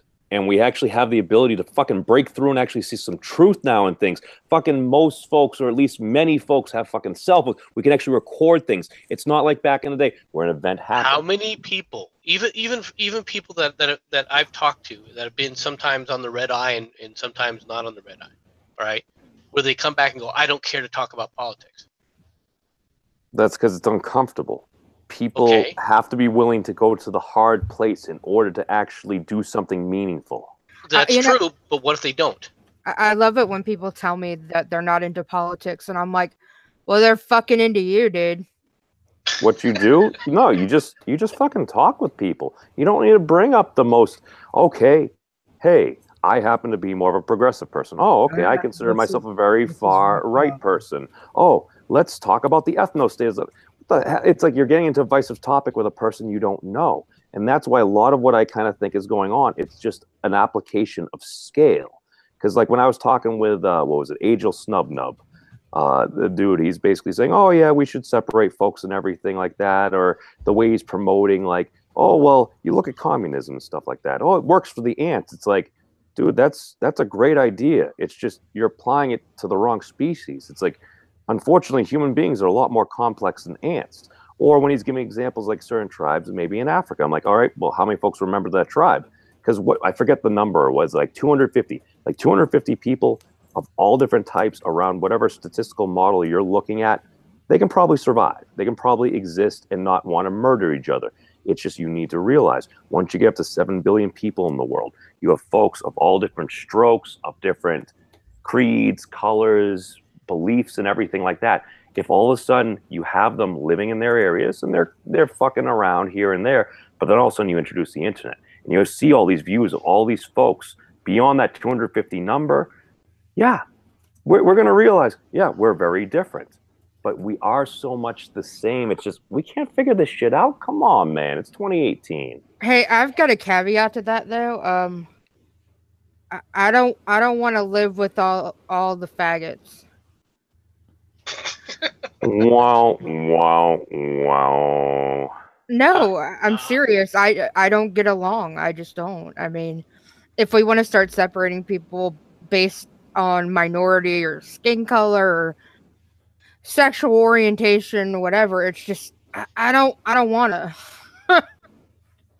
I don't want to. To be fair, I do enjoy hanging around lesbians. I'm not gonna lie.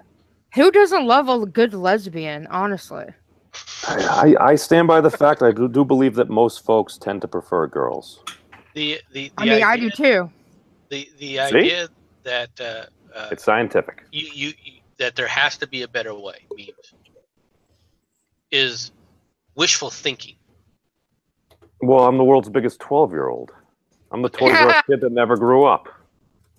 I mean, I realize sometimes that, yeah, we need to look for a better way. I'm all for looking for a better way, which is why I advocate a convention of states. Well, no. Well, let me ask you this. Do you not believe there's a better path forward, or do you believe that we're not willing to take a better path forward? Truthfully, I'm very pessimistic that we're willing to take a better path forward, so therefore it's not going to happen. Fair enough.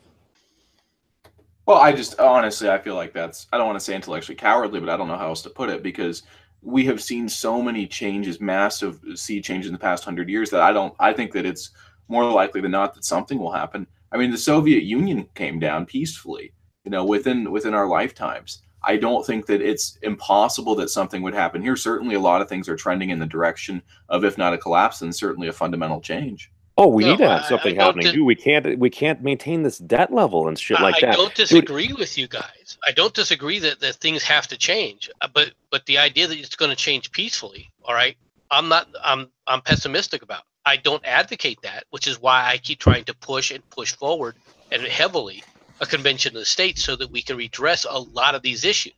Is it going to be perfect what comes out of that? No, but it's the only way to do it peacefully. If we don't do it that way, because there is no other way.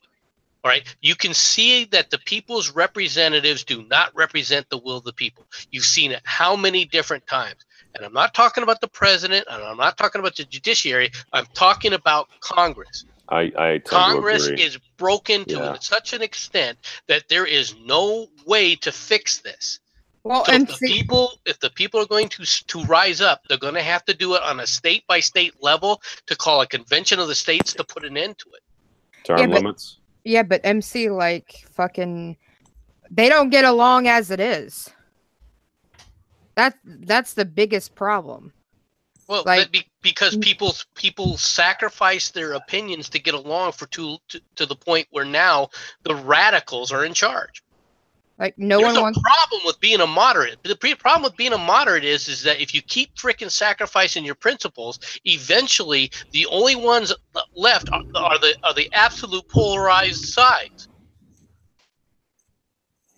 That's why I have no truck with moderates. I really generally despise most of them.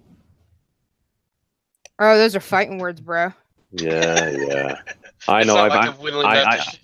I have been called the nicest communist ever from Mrs. Ogre at one point, I guess. Are you an actual communist? I didn't know. I don't know. Apparently to some people I am, I guess. No, I'm apparently good at. I'm a good thing for communists to interact with. I get communist platforms, so you know. That's the thing. Everyone accuses the alt-right of being platformed by blood sports, but all I keep doing is platforming the left as a member of the alt-right interested in blood sports. So what am I supposed to do, right? Well that's the thing. You're also polite too. You know what memes? Fucking Ogre called me a Nazi. So well, you do act kind of fashy sometimes, or at least say fashy things. No, I mean, I'm just using it as a stereotype. I'm sorry that maybe that's an ad hom. I don't know. He called me a Nazi, and I'm like, but how though? Because you're to the right of Nancy Pelosi, so therefore you're a Nazi. Oh no, he's pretty. I don't know what he is. I don't. He's a libertarian, just like Mad Dogs, which means he's living off in the woods as a chicken farmer, and he likes his guns. And right now he's having a big spat with President Trump over things he said. The last chicken farmer was Himmler. Yeah, but I feel Ogre is more retarded than Mad Dog. No offense, Mad Dog. I love you. Mr. Ogre is an individual unto himself. Oh, he called me a Nazi because I support police officers. I remember that. I vaguely remember that conversation. He was arguing. I think I remember those arguments. It's well, he was also using. I called a Nazi because I support that. I support the police officers simply have nicer looking outfits. I think Hugo Boss makes some really great designs for the police, and people are like, "Wow, that's really Nazi." I've been called everything. So. Oh yeah, MC's a Nazi too. I forgot. Well, since we're kind of winding down here, I'm gonna go ahead and end it. We're right at the 2-hour mark. Any last thoughts, anybody? And I know Orion wants to give the last word. So go ahead, guys. I'll give some last thoughts real quick, if that's all right, because I got to hop out of here anyway. I just want to say thank you so much for having me on. It was really fun. This is a great thing. I love to support what people are doing. I think that it's awesome that there's these kind of conversations going on.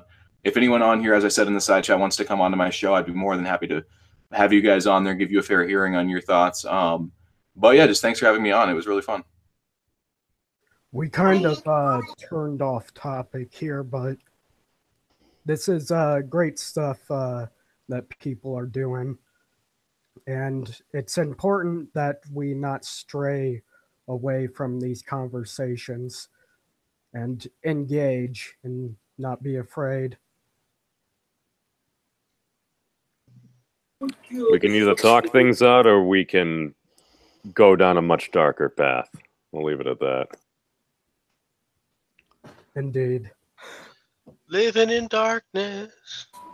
All right, well, it's just nice to see that there is a community of people still willing to talk it out despite all the political polarization. And even though we all don't agree, for instance, like, clearly a lot of people didn't agree with Joaquim on certain things. It's nice that we can all do this and have a civilized conversation still for however long that stays. Isn't it pronounced Joachim? Joachim? Is that it? No, it's like Joaquim. I don't know. He said it was like Joaquim Phoenix. Joaquim, okay. I mean, to me, it looked like it was German for Joachim. Oh, I thought it was the dude from Minutemen.